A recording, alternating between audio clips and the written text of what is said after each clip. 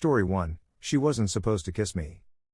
The air in the rehearsal studio felt thick with anticipation and unspoken emotion on the evening she arrived. I stepped in first, the late afternoon sun glinting off the polished wooden floor as I set down the battered duffel bag I'd carried from downtown. I was already late, but I couldn't help it, my nerves had eaten up all sense of time.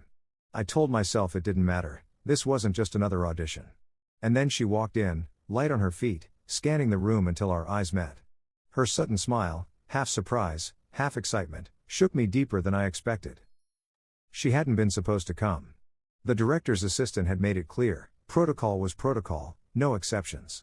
But she had slipped in anyway, the film's unofficial wild card, a supporting actress who wasn't even in my scene. She looked out of place in her casual jeans and faded sweatshirt among the more polished auditioners, but there was something electric about her presence. And when she smiled at me, I felt the floor drop out from under my feet. Minutes later, I opened my script and began my lines. My voice trembled at first, a subtle auditioneer's dead giveaway, but I caught my breath and found the rhythm. This monologue was everything, the culmination of months of preparation, the chance to show vulnerability, strength, the spark of connection. She watched me, head tilted, lips parting like she almost spoke. I kept going. I nailed the key emotional beats. I could feel her there, breathing with me, responding with her eyes, alive to every pause. When it ended, the director offered polite applause. I exhaled. Somewhere behind the thin wall of exteriors and film ambition, I realized I wasn't evaluating her anymore, I was already thinking in one long exhale, that was us. She moved toward me, close enough that the world narrowed. All the flippant lines on protocol floated away. She looked at me, her smile turning serious in an instant. "Hey," she said, voice soft. "Hey," I answered, heart racing. Then the room behind us dissolved. We stood there while she reached for my script and traced a finger over the jagged edge where I'd torn it during rehearsal. "Your hand's shaking," she whispered. "I'm fine," I lied, though I had to draw back my sleeve to hide how fast my pulse throbbed in my wrist. She slid a strand of hair from her face. "You were great." Her words didn't speak what her eyes did, she thought more. I forced a wry smile. "Thanks. You weren't supposed to be here." Her lips quirked. "Neither were you, if you think about it." In that moment, I realized neither of us had followed the rules. And when she moved closer, the world tilted on an axis I'd never anticipated. She reached up, brushing my cheek, her hand warm and delicate. My breath caught. She was still off limits, not supposed to be part of my storyline, not supposed to influence my audition. But she brushed her thumb gently across my lips, and the cord of tension between us tightened. "I wish I had your confidence," she said. Her words blended with the dusty sunlight. I felt something shift inward, solace, hope, connection. "I wish I had yours," I said. Her gaze dropped, then flicked up. We were centimeters apart and I realized, she wasn't supposed to kiss me. Not here, not now, not ever. Everything screamed against it, protocol, competition, fear of confusion. But my breath faltered when she leaned in. The kiss was soft, gentle, a tentative spark lifting off gasoline. Time slowed, the sheet light above us dimmed, the walls across the room blurred. I tasted her slight bitterness, like dark chocolate, quick and electric. It lasted a breath before we pulled away. Not from nerves, I could still feel her there, but because the director called, cueing me for the next audition. I jumped back to the center of the room, stamping down the whirlwind in my chest. She retreated behind the group of waiting actors. I continued my next lines, more solid now, grounded by something I hadn't expected. Every step, every syllable, I felt her presence echoing in my veins, giving me a strange calm intensity.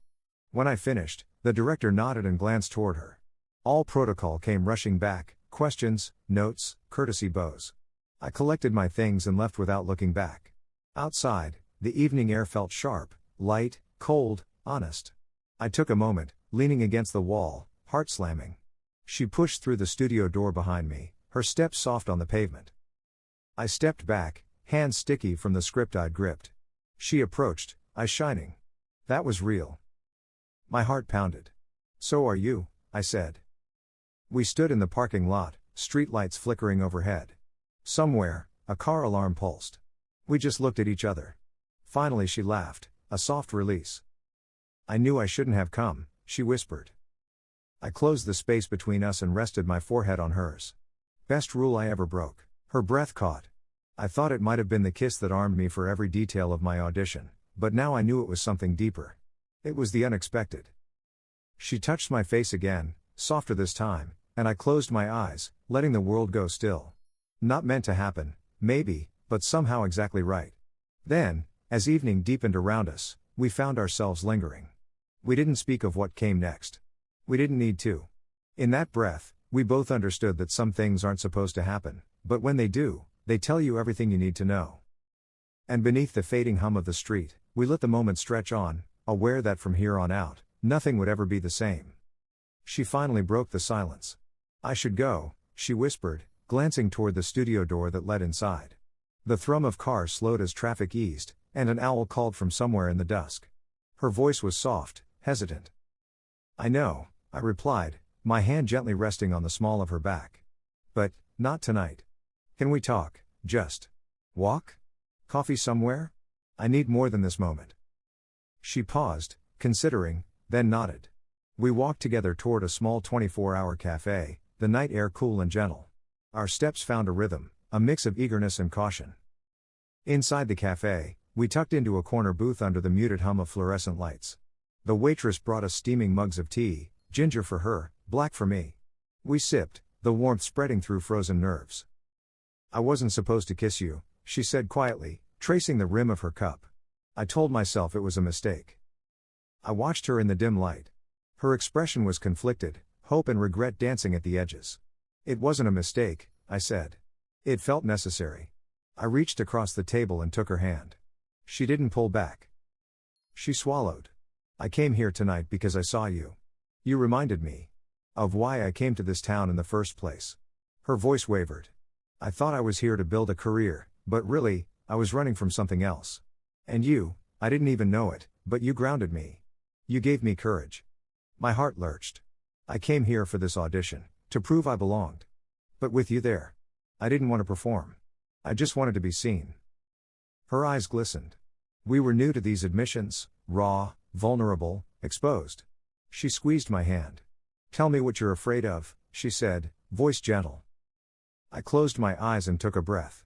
That if this is real, if what happened tonight is more than a stolen moment, then it could unravel everything. The audition, the dream, the future I mapped out. And yet, I don't want to go back. Her other hand found mine. "Me neither."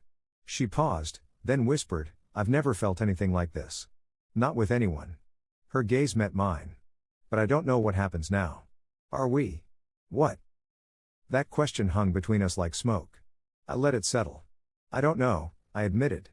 "But I want to find out, with honesty. No pretense, no protocol." She nodded, relief softening her features. She tucked a loose curl behind her ear.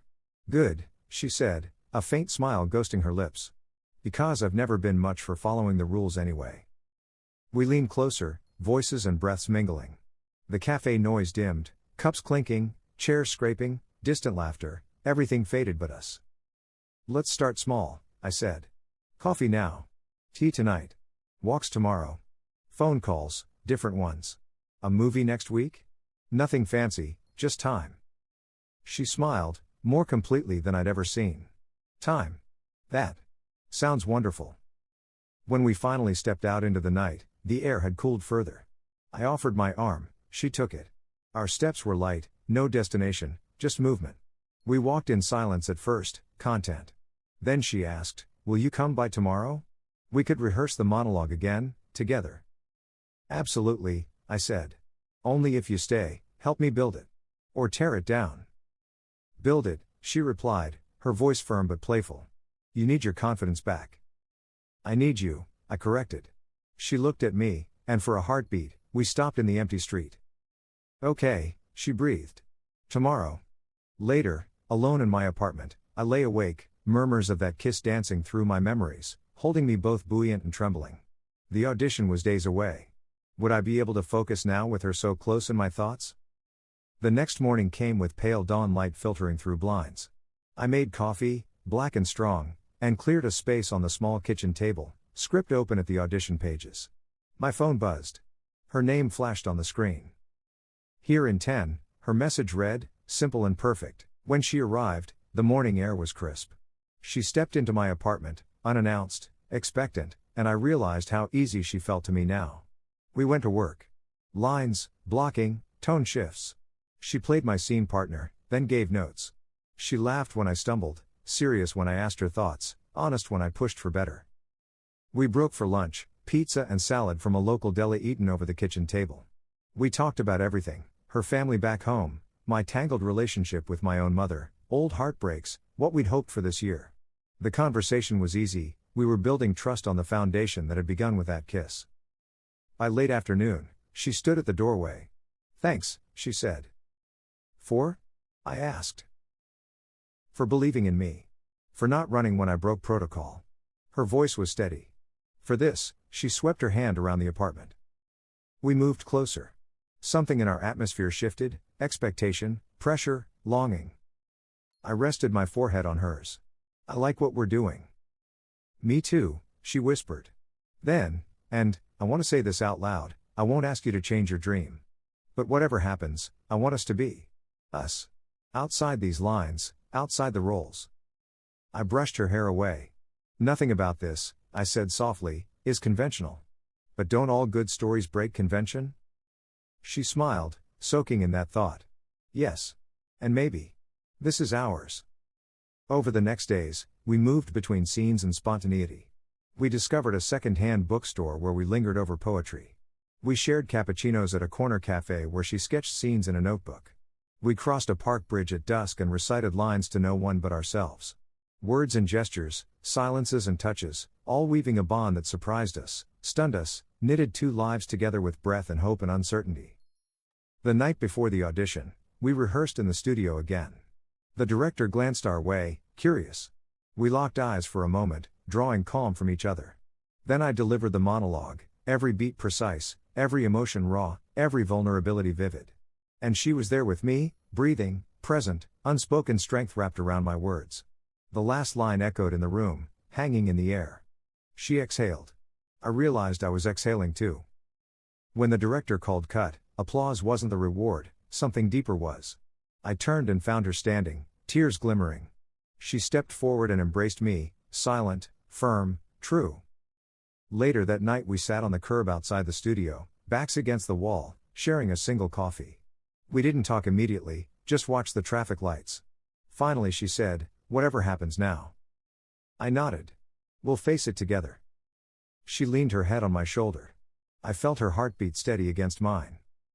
And in that hush between breaths, I understood, she wasn't supposed to kiss me. But she did. And in doing so, she opened a story neither of us expected, a story that would test us, change us, and maybe, in the end, become the very things we couldn't plan. Love grown from spontaneity, trust forged in vulnerability, and the courage to break every rule that told us don't, because sometimes do is the beginning. The first rays of sunlight filtered through gauzy curtains, casting soft, golden arcs across the small kitchen where I prepared coffee. The kettle hummed gently, steam spiraling into the morning air. I paused, inhaling both the aroma and the weight of what lay ahead. Today marked the start of something new, not just rehearsals or auditions, but an unfolding of lives intertwined in unexpected tenderness. I set down 2 mugs, one black, the other herbal, her favorite, and opened my laptop to the script. But my mind drifted. Her lips on mine, the echo of her voice in the studio, the way her presence calmed me even as adrenaline pulsed through my veins. I tried to will myself back to the scene, to the crisp lines, the emotional beats.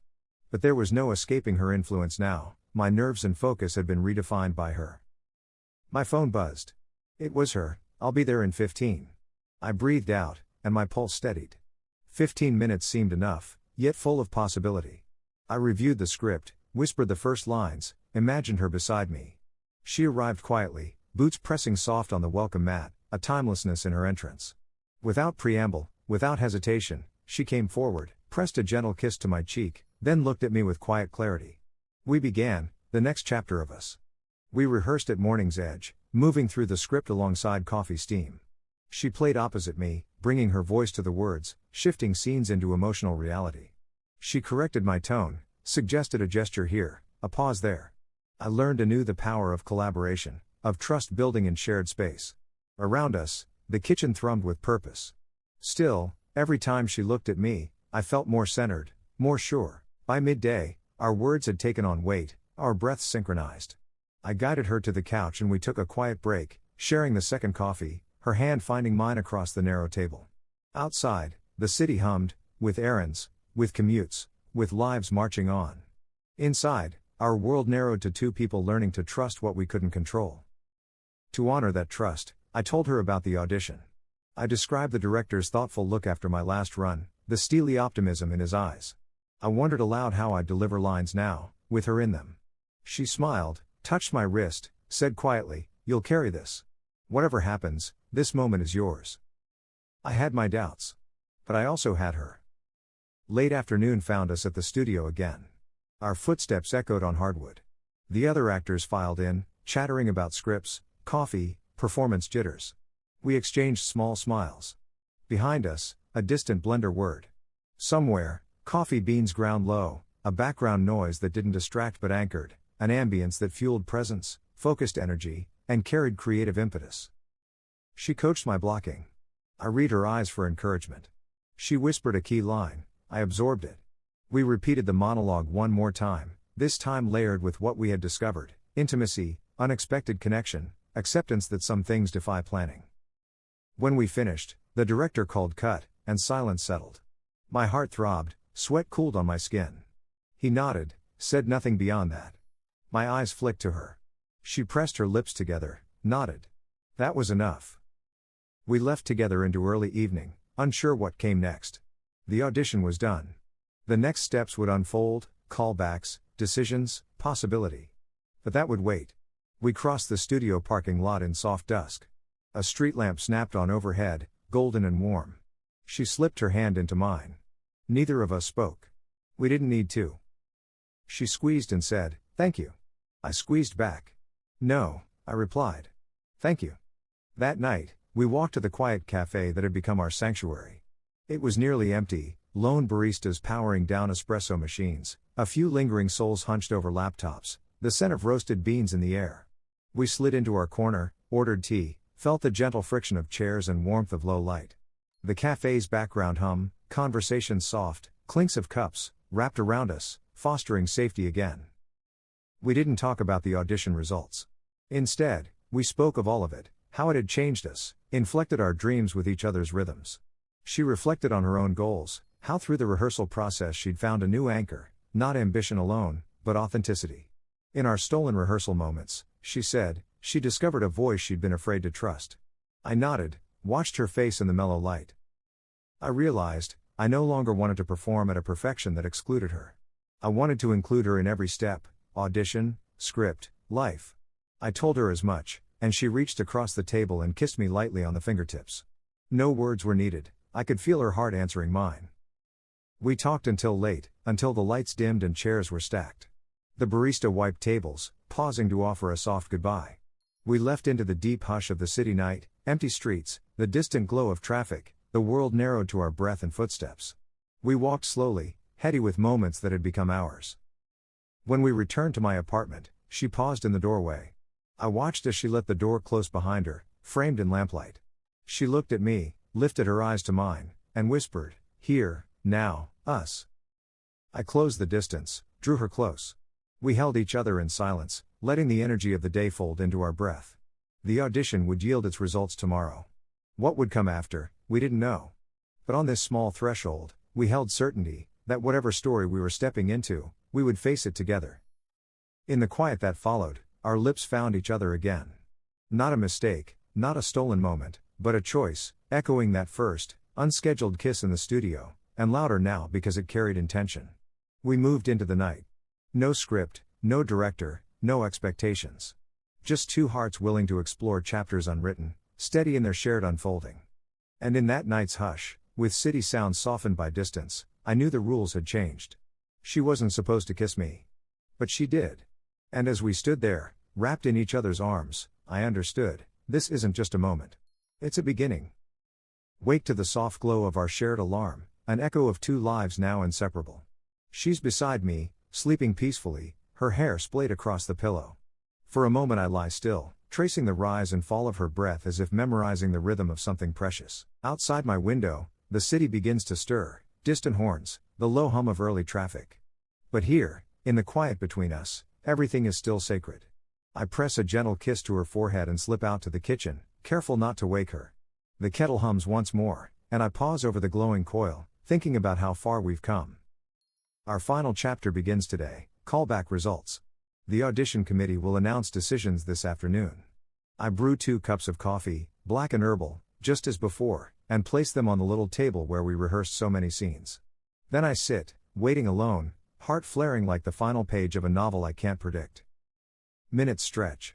Then my phone buzzes. Her name lights the screen. I'm ready when you are. I close my eyes, gather courage, and call. Her face appears, bright-eyed despite the early hour. How do you feel? She asks. Honesty rises, terrified. She smiles gently. We'll do it together. I breathe, feeling her steadiness cross oceans.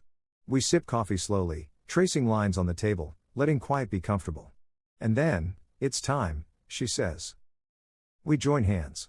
I stand, she stands, and we walk through the apartment like 2 actors entering a stage we've already rehearsed. I open the email.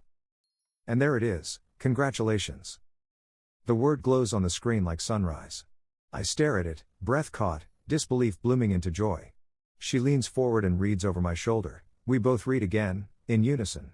Then she presses against me, voice catching with laughter and tears. You got it. It floods me, all the late nights, the quivering monologues, the stolen rehearsals, that first kiss that changed everything. I wrap my arms around her, needing the warmth and solidity of her presence. She pushes her face into my chest and breathes out, we did it. I cradle her, whispering words thick with gratitude. We did. Together. In the days that follow, our world expands with new rhythms. We secure rehearsal schedules, plan our evenings carefully to fit around callbacks and her own work, which is blossoming too. She starts a local scene study group, meets fellow creatives, builds her own confidence. We share pages of dialogue and lace into scripts that no longer feel solitary, but shared. Our mornings are filled with coffee in bed or on the couch. We talk about lines, dreams, fears. We talk about boundaries, past, present, future. We talk about love, the surprising thing we built by breaking the rules and trusting impulse. We talk about falling, and choosing to rise together. Weeks later, opening night arrives. We are both dressed carefully, her in a sleek, confident outfit, me in a crisp jacket. The theater's lights are warm and expectant. Backstage, I hold her hand. My pulse hums. I lean in to whisper, I'm glad you kissed me first. She smiles, her voice low and certain, I'm glad you stayed. The curtain rises. Our names shine on the program side by side, but deeper than titles, we are partners in every sense. The light hits us, and I draw a breath, reminding myself that every beat holds meaning. On stage, I speak the opening line, and she's there, watching, alive with shared intention. I act for an audience, but also for her.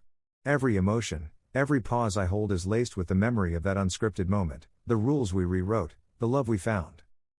When the final line lands, the audience gasps, and then applause crashes like waves. I bow, then turn to her in the wings, her eyes shining, teary, luminous. She bows too, pride and joy radiating in her. Later, in the hush after the curtain, we stand under a halo of dim stage lights. She wraps her arms around me. I taste the sweetness of the night, the evidence of risk and reward. We weren't supposed to kiss, she murmurs.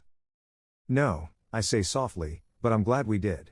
And we're here, every story we rewrote, every boundary we found, every unexpected moment brought us here.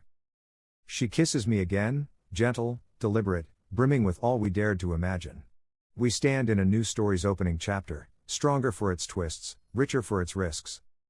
And as the lights dim and the applause continues, we walk forward together, uncharted, but certain in this, some moments aren't supposed to happen, but when they do, they change everything.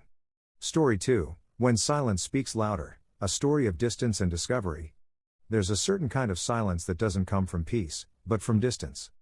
My partner and his brother are pipeliners, living out of an RV in some remote, dusty corner of the country. It's not glamorous, but it pays well, and that's always been the justification.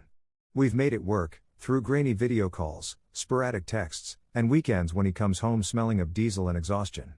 But lately, something shifted. His brother left on a job run for 3 days, and today, while on the phone with my partner, I asked something simple, something tender.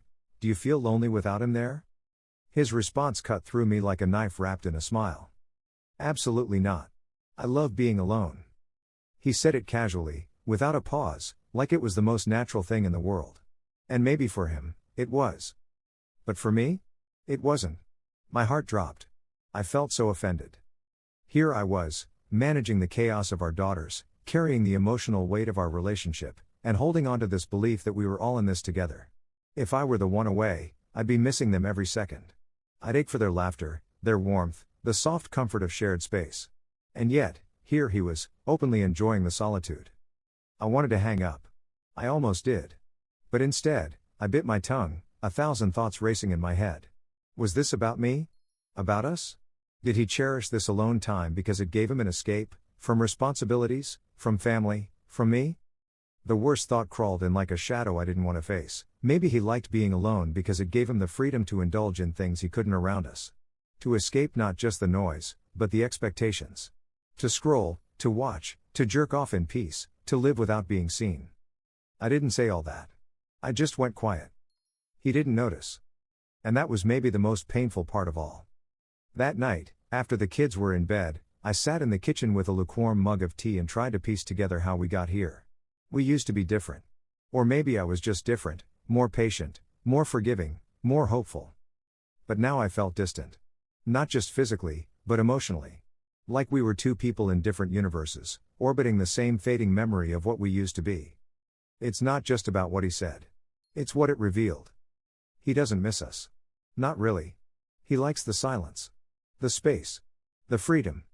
And I'm left here wondering if what we have is still a partnership, or just two lives clinging to routine. I love him. But love isn't always enough.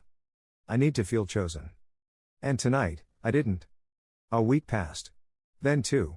He came and went, as usual, boots by the door, phone in hand, half-hearted smiles tossed over his shoulder like breadcrumbs I was supposed to be grateful for. If he read the letter, he didn't say. And I didn't press.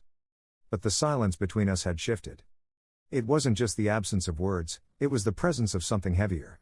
Something unspoken that lingered in the air like smoke after a fire. I tried to be patient. I kept waiting for him to bring it up. A reference. A look. Even a passing comment. But nothing came. Instead, one night after dinner, while the girls were coloring on the floor and the television hummed low in the background, I sat next to him on the couch and asked quietly, "Did you read what I wrote?" He didn't look away from his screen. He just nodded. "That's it?" I asked, my voice shaking more than I wanted it to. He finally turned to me, eyes tired, expression unreadable. "Yeah. I read it." Silence. "And?" I prompted. He sighed. "I don't know what you want me to say." I blinked. Not because I was surprised, but because I felt the final thread of something snap inside me. "I don't want to rehearse speech," I said softly. "I just wanted to know you heard me. That you understood." He shrugged. "I get it. You're upset. You think I don't care. But I do." It was like he was trying to swat away my feelings like an annoying fly. Like caring about me and acting like it were two entirely separate things. And suddenly, I didn't feel angry. I just felt tired. Tired of trying to squeeze water from a stone. Tired of convincing someone to value something they never planned to lose. I looked over at the girls. Their laughter still light, still untouched by all of this. And I knew then, I couldn't keep waiting for him to change. If this was the best he could offer me, I had to decide if it was enough. And in that moment, my heart quietly whispered back, "It's not." The morning after that conversation, I woke up before everyone else. The house was still, the soft breathing of the girls from their room the only sound filling the space. I stood by the window, coffee in hand, staring out at the fog that hovered over the backyard. It reminded me of how I felt, uncertain, clouded, hard to see through. I had always imagined marriage as a dance. Sometimes graceful, sometimes clumsy, but always with both partners trying to stay in step. Lately, it felt like I was dancing alone. Reaching out my hand to someone who wasn't even looking at me. That day, I didn't call him. I didn't text. I didn't send pictures of the girls or updates about our day. And he didn't either. The silence between us wasn't just emotional anymore, it was literal. And it spoke volumes. By the second day, I realized he hadn't even noticed. The girls asked about him during dinner. "When's Daddy coming home?" One of them asked, twirling spaghetti noodles on her fork. "In a few days," I said, my voice steady. "He's busy with work." I didn't say, "I don't know if he even wants to come home anymore." That night, I pulled out an old photo album, The one with pictures from our early days. Him holding our oldest daughter for the first time, tears in his eyes. Our road trip through Colorado, the two of us laughing in a gas station parking lot. Birthday cakes, homemade forts, sleepy mornings tangled in blankets. I cried quietly, the kind of tears that sneak out slowly, not loud or dramatic, just soft, sad acknowledgement of something you're afraid is already gone. I knew what I had to do. But knowing and acting are two very different things. So I did the next thing I could think of. I made an appointment with a counselor. Just for me. Not to fix the relationship. To fix what was left of me. The counselor's office smelled like lavender and books. I sat across from a woman with kind eyes and a clipboard and said, "I think I'm becoming invisible in my own marriage." She didn't flinch. She just nodded, gently. For an hour, I let it all out. The letter. The silence. The way he no longer reached for me in bed. The feeling of emotional exile. The exhaustion of waiting to be seen. When I finished, she looked at me and said something simple but powerful: "You deserve a relationship where you don't have to beg to be heard." That line echoed in my head for days. I started writing again. Journaling. Just for me. I cooked meals I liked, not just the ones I knew he preferred. I went for walks with the girls. I laughed more, maybe not louder, but freer. When he came home that weekend, I didn't rush to greet him. I didn't pretend. He noticed the shift. "Are you okay?" he asked. "I'm trying to be," I replied. He looked puzzled, even a little hurt. But he didn't press. And I realized then, I was finally doing something he hadn't been willing to do. I was trying. Not to fix what we had. But to fix myself, so I could decide whether or not I wanted to keep dancing alone. It was a Wednesday when I finally admitted it aloud. I wasn't happy. Not just frustrated. Not just overwhelmed. I was deeply, quietly unhappy. I had spent the last few weeks focused inward, rebuilding the parts of myself that had been hollowed out by the emotional neglect. But as the days passed and the silence between us continued, I began to understand something more unsettling. He wasn't just distant. He was gone. Maybe not physically, but emotionally, spiritually, every bit of him that had once reached for me was no longer reaching. He came home, but it was more out of obligation than desire. He went through the motions, played with the girls, ate dinner, and then disappeared into his phone, his video games, or his bed. I started noticing the subtle things. The way he didn't ask about my day anymore. How he avoided eye contact when I brought up feelings. How our conversations had shrunk into logistics: who's picking up milk, when's the next bill due, what time he'd be back at the job site.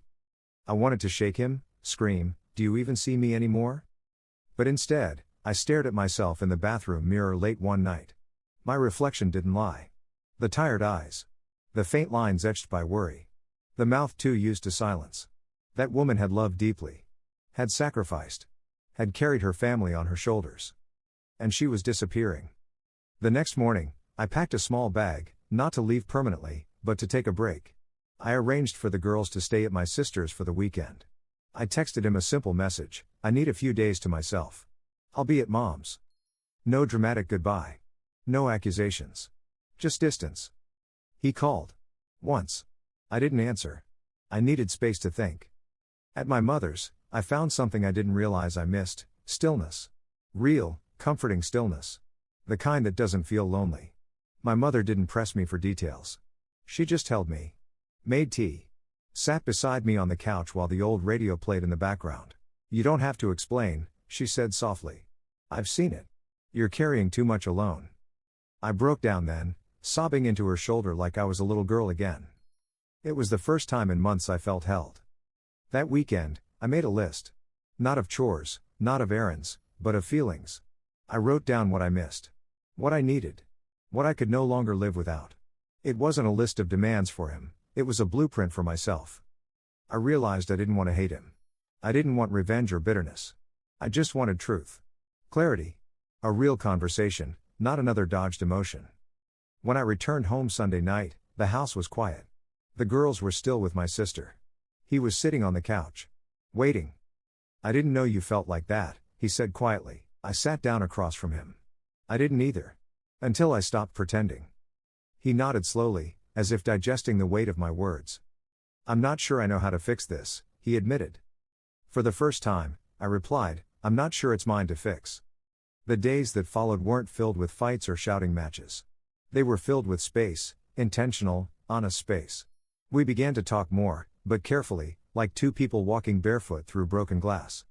One evening after the girls had gone to bed, we sat outside on the porch. The sky was dark, scattered with stars. He looked tired, but different, like he'd been doing some thinking, too. "I read the letter again," he said quietly. "And the list you left in the notebook." I was surprised. "I didn't mean for you to see the list." "I know. But I needed to. I needed to know what you weren't saying out loud." There was a long pause. A wind picked up, rustling the leaves. "I don't think I ever realized how lonely you were," he said finally. I nodded. "That's the thing about loneliness, it hides in plain sight." He looked down at his hands. "I don't want to lose you." For the first time in a long time, I didn't rush to reassure him. "I don't want to lose myself either." That night, we talked more than we had in months. No accusations, no blame, just honesty. He admitted he had grown used to the distance, numbed himself with routine. I admitted that I had let myself shrink to keep the peace. We made a choice, not to sweep everything under the rug, but to seek help. Together. Counseling. Intentional time. Boundaries. I told him I needed consistency, not grand gestures. I needed to feel like a partner, not an afterthought. He agreed. It's not a fairy tale ending. Not yet. Maybe not ever. But it's a start.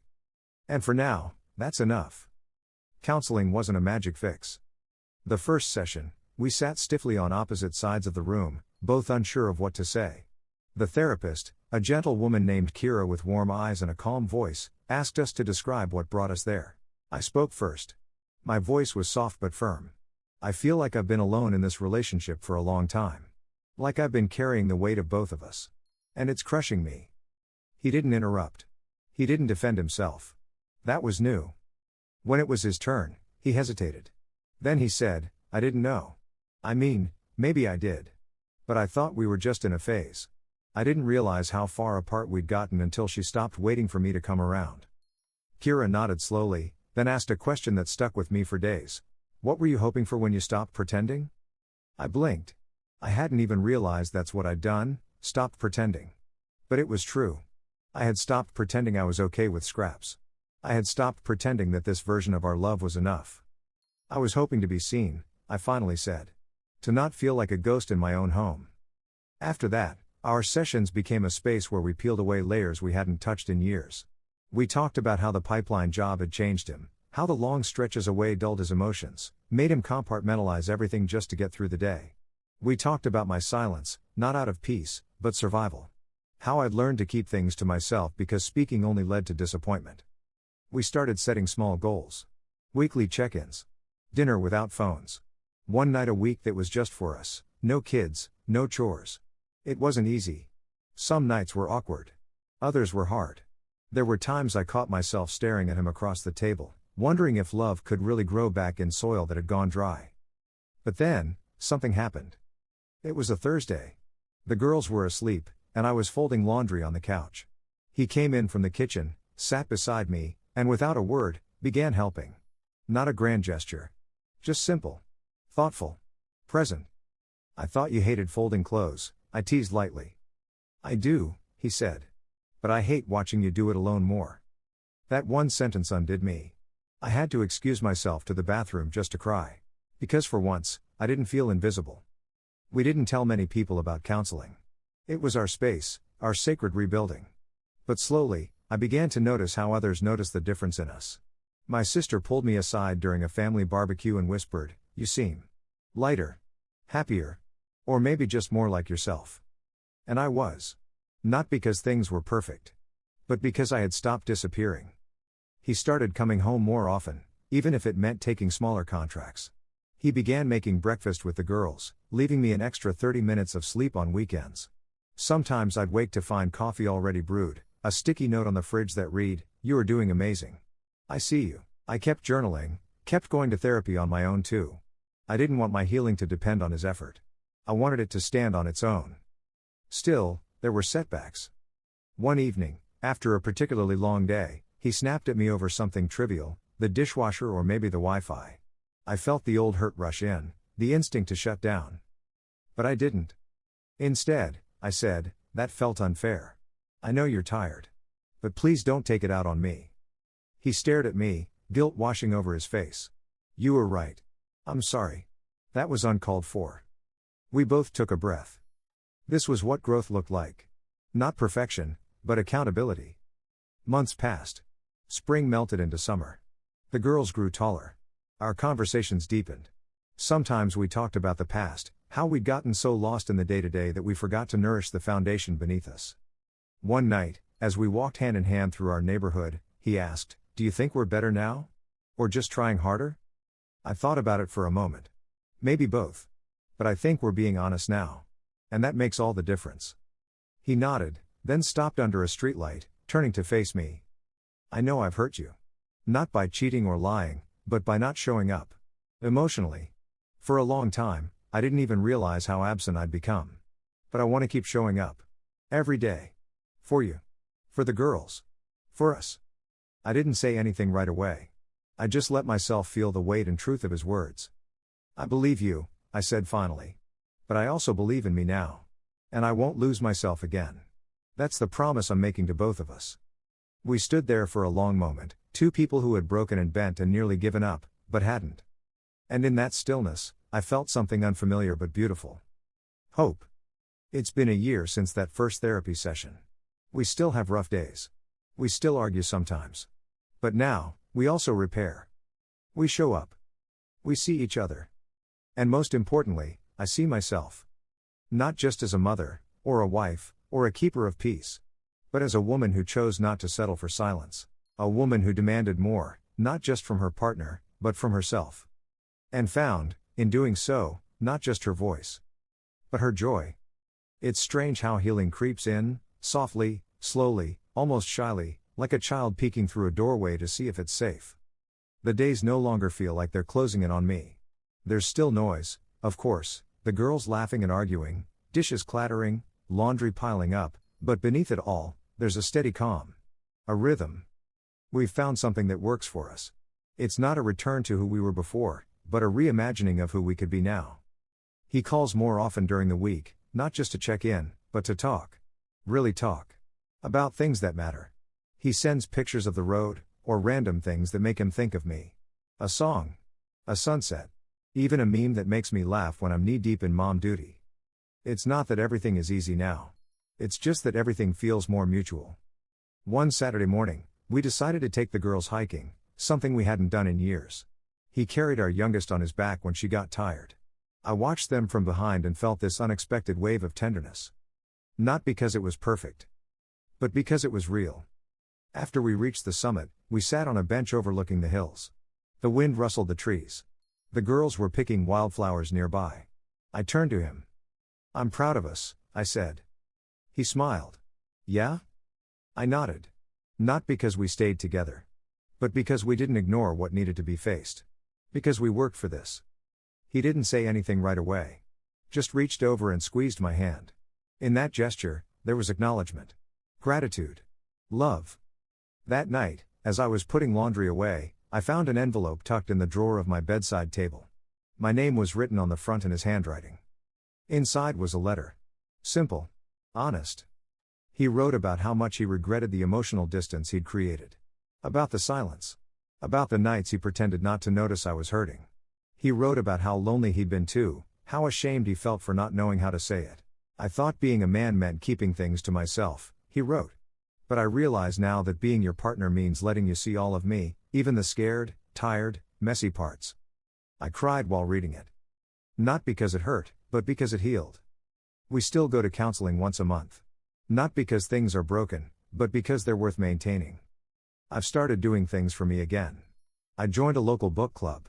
I'm volunteering at the school library once a week. I've even started painting, badly, but joyfully. He cheers me on. Not performatively. But sincerely. He asks about my projects. Listens to me talk about characters in novels like they're real people. And I ask about his work, his challenges. I listen too. We've both learned to lean in. One evening, as we were making dinner together, him chopping onions, me stirring pasta, I paused and looked at him. "Do you think we've changed too much?" I asked. He looked up, considered it, then shook his head. "I think we grew up. Together. That's different." I like that answer. Because that's exactly what it felt like. Not a loss of who we were, but an evolution. The kids are noticing it too. Our oldest said the other night, "Daddy laughs more now." And our youngest, out of the blue, told me, "You smile a lot now, Mommy." It hit me then, healing doesn't just restore what was broken. It echoes. Through our kids. Our home. Our future. And most days now, I wake up knowing, I am loved. But more importantly, I love myself. And that, more than anything, is what saved us. Life still has its hard days. There are still messes to clean, tears to dry, and moments where the silence creeps back in. But now, we recognize it. We talk about it. We don't let it grow. We've learned that love isn't loud. Sometimes, it's the quiet making of coffee in the morning. The folded laundry. The held gaze after a long day. The apology whispered before sleep. Our love isn't perfect. But it's intentional. And as I sit here tonight, writing this with the hum of our home around me, I know this much to be true. We didn't just save our marriage. We saved ourselves. And in doing so, we found something even better than what we had before. Something real. Something whole. Something worth continuing. Story 3, Truth, Tripping, and Tomatoes, that one job interview I'll never forget. About 5 years ago, I had one of those life moments that you randomly remember on a quiet afternoon and just sit there laughing at yourself. I was living in a new city, barely scraping by at a dead-end job, and desperately searching for something better. Something closer to what I loved. Something that paid more than minimum wage and didn't make me dread Mondays. Then I saw it, an indoor horticulture facility downtown was hiring. It looked like a small business, but their operation seemed surprisingly big for their size. They were growing microgreens and vegetables in vertical towers, all indoors. It was clean, organized, sustainable. And best of all? Just a few blocks from my apartment. I already knew I was perfect for the job. I'd been growing everything under the sun for years: vegetables, herbs, microgreens, succulents, cacti, mushrooms. And yes, mostly weed. But I was really good at it. I had spent years perfecting my craft, dialing in pH balances, lighting cycles, humidity control. My indoor garden at home looked more like a NASA lab than anything else. So, I dusted off my resume and sent it in. I figured they'd call eventually, if not for this role, then maybe for something else down the line. A few weeks passed. Then the phone rang. It was them. "Hey, is this me? We got your application. You available for an interview today?" Yeah, sure. What time were you thinking?" "How about now?" "Now?" That would have been totally fine, if I hadn't just eaten a gram of a psychoactive mushroom less than an hour ago. Not a heroic dose or anything. Just a mood booster. A light, floaty trip to help me clean the house and maybe paint for a bit. But apparently, I hadn't tested that particular strain yet, because it was strong. Like, strong. I thought about saying no. I really did. But for some reason, something in me panicked and said, "Sure. I'll be there in 10. I splashed cold water on my face, put on the cleanest outfit I could find, and tried to channel some sense of normalcy. I told myself I'd be fine. It wasn't like I was hallucinating. Yet. Just. Vibing. A little. I walked into the place and was greeted by the owners, a super chill gay couple in their 40s who had the warm, effortless cool of people who drink green smoothies and own matching yoga mats. They offered me a seat at a little wooden table near the grow racks and we dove into the interview. "So what draws you to indoor horticulture?" I smiled. "I've been growing plants for years. Mostly vegetables and herbs. I really love the control you get with indoor systems. Hydroponics, LED setups, nutrient balances. I enjoy fine-tuning things." They nodded along, clearly intrigued. "You ever run a vertical system before?" "Yeah. Built my own with PVC and shelving. Grew peppers and tomatoes." That part was true. Just. Not the only thing I grew. At one point, one of them squinted at me curiously and asked, "So, do you grow weed?" My whole brain shattered like a dropped glass. On the inside, I was spiraling. Did I say something wrong? Was I too detailed? Did I sound too professional for someone who's just grown a few herbs? Why would he ask that? Can he see through me? I panicked. No. I mean, I've read about it, obviously, but no. Just veggies. And stuff. That was the moment it all started falling apart. The mushroom was hitting harder now. My pupils were probably saucers. I started second-guessing everything. Was I talking too fast? Too slow? Had I mentioned the peppers twice? I stuttered, fumbled through answers, and probably sounded like a paranoid raccoon trying to pass a driver's test. And I could feel the energy shift. They were still polite, but something changed. I wasn't the confident, capable gardener I imagined I'd come off as. I was just another jittery applicant with secrets. Looking back, I should have just owned it. Yeah, I've grown cannabis. And I'm damn good at it. But I want to apply that skill to something legal and sustainable. Or hell, even. Sorry if I'm acting weird. I microdosed before you called and didn't expect an interview today. Odds are, considering the neighborhood we were in, which had more meth than mailboxes, they might have actually appreciated the honesty. Instead, I lied. And badly. I left the interview with that sinking feeling you get after sending a risky text and seeing the word read pop up but no reply. They never called back. And honestly, I don't blame them. But it taught me something I still carry with me now. Sometimes, the truth is easier than the lie. Even if it's awkward. Even if it's messy. Because at least it's real. And people, especially plant people, can usually sense what's real. So, if you ever find yourself about to walk into an unexpected interview while slightly tripping on mushrooms, here's my advice. Tell the truth. Maybe not all of it. But enough of it. And maybe don't take mushrooms on a Tuesday morning. I had been dating Lucas for almost a year. From the beginning, I knew he was married, but he assured me he and his wife were separated and had been living apart for 2 years. He didn't live with her or their young daughter, and the way he spoke about it made it sound like the relationship was over, just not legally finalized. I knew I was treading on dangerous ground, but I told myself the heart wants what it wants. At first, everything seemed fine. Lucas was attentive and kind, and he made me feel seen in ways I hadn't experienced before. But slowly, little things began to gnaw at me. He started visiting his daughter more frequently, which I respected, of course, but there were nights when he wouldn't answer my calls. He always had excuses. He was asleep, his phone had died, he was out of range. Yet, something felt off. Then came the moment that would unravel everything. I was working late at the boutique one afternoon when a woman walked in. She was elegant, older than me by a few years, with tired eyes and a calm expression that didn't match the storm she was about to bring. She introduced herself quietly as Elena, Lucas's wife. My heart dropped. He came back, she said. He returned to our home. But he says he loves you too. I couldn't speak. I looked at her, unsure if I should defend myself or apologize. I told her this wasn't the place to talk and that I had to finish my shift. She agreed to wait. And she did. Outside, she asked me to come over and talk. I hesitated, but curiosity and shock won over. We stopped at a corner store on the way to her house where she bought a 6-pack of beer. It'll make it easier to talk, she said with a small, ironic smile. Her home was modest, clean, and smelled faintly of jasmine. I sat on the couch as she handed me a beer and opened one for herself.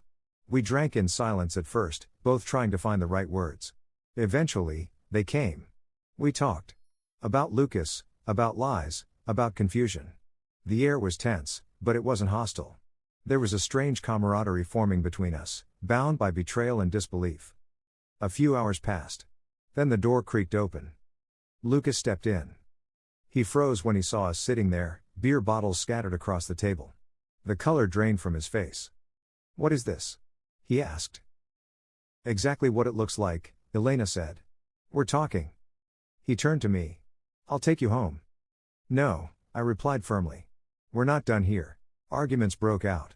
Accusations flew like darts in every direction. I cried. I was exhausted, emotionally, mentally. Eventually, Lucas stormed out, slamming the door behind him. Elena and I sat in silence. I was still crying.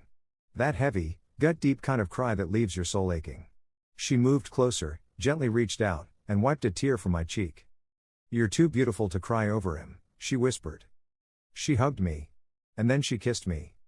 It was soft at first, hesitant, like she wasn't even sure why she was doing it. But I didn't pull away. I was confused, numb, and vulnerable, and the kiss felt like a strange comfort in the chaos. It deepened. Her hand brushed against my arm, my waist, then my chest. She kissed my neck, and something ignited in me that I didn't expect. I had never been with a woman before. Never even considered it. But in that moment, I didn't care. I didn't think. I let go. She led me to her bedroom. I followed.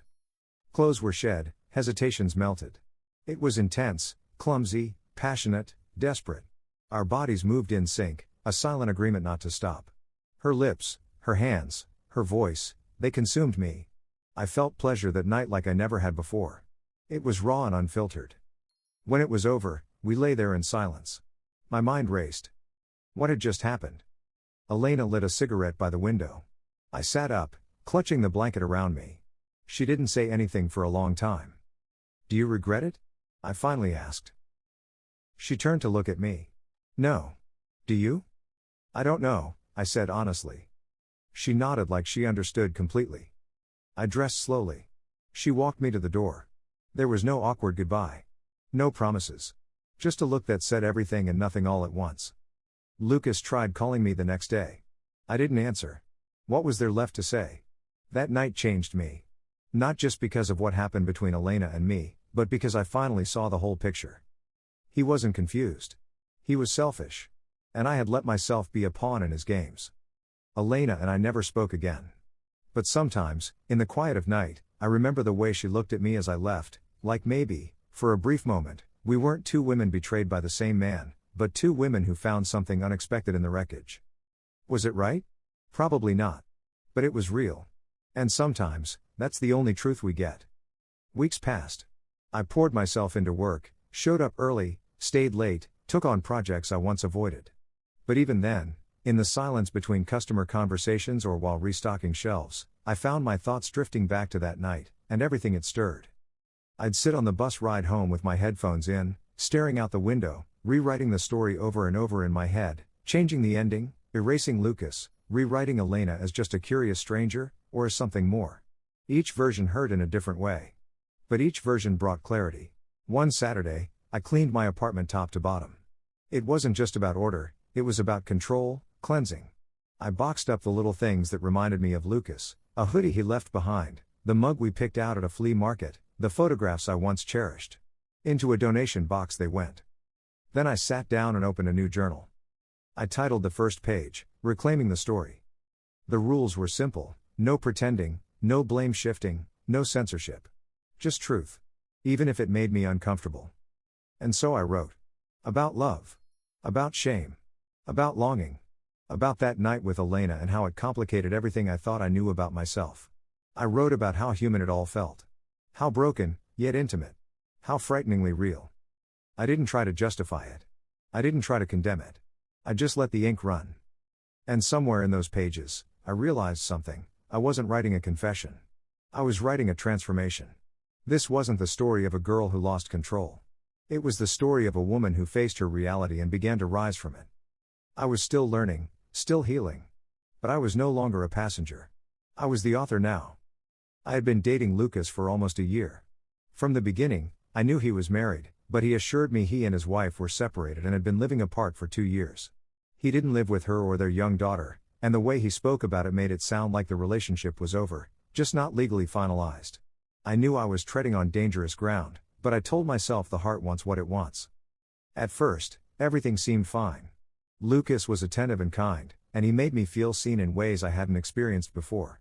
But slowly, little things began to gnaw at me. He started visiting his daughter more frequently, which I respected, of course, but there were nights when he wouldn't answer my calls.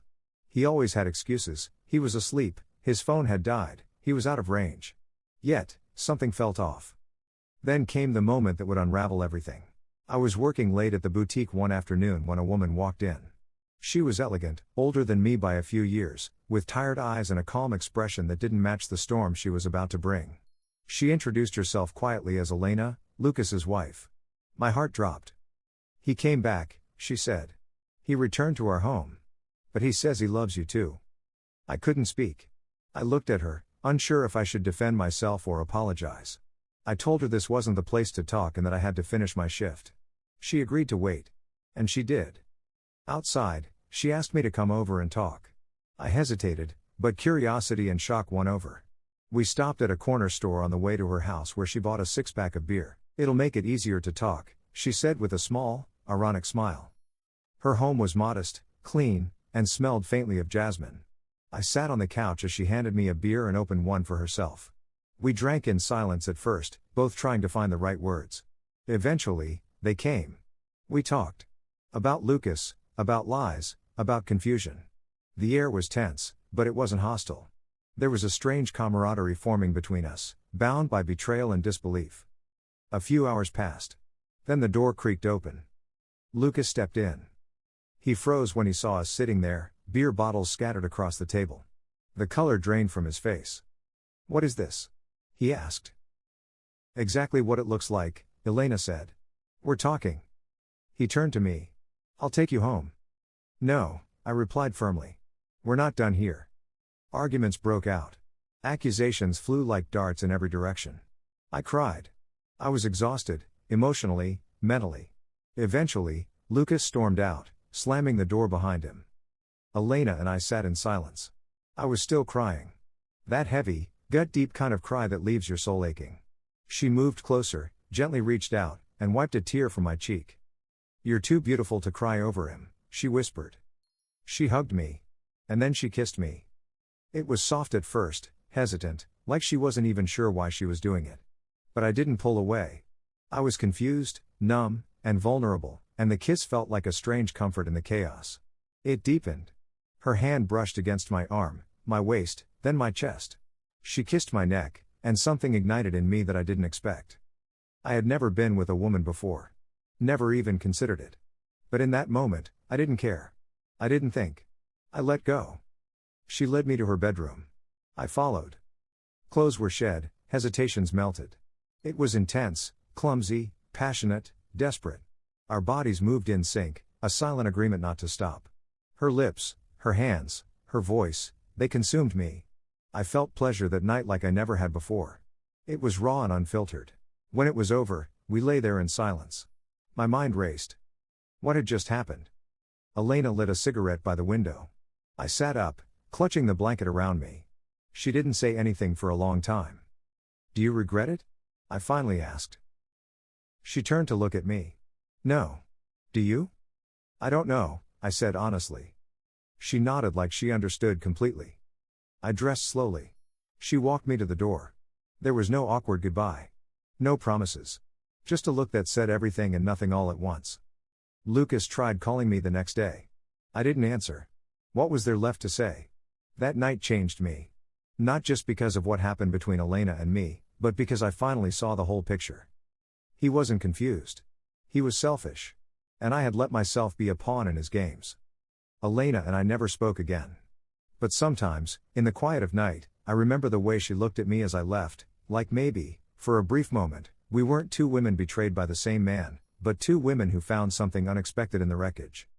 Was it right? Probably not. But it was real. And sometimes, that's the only truth we get.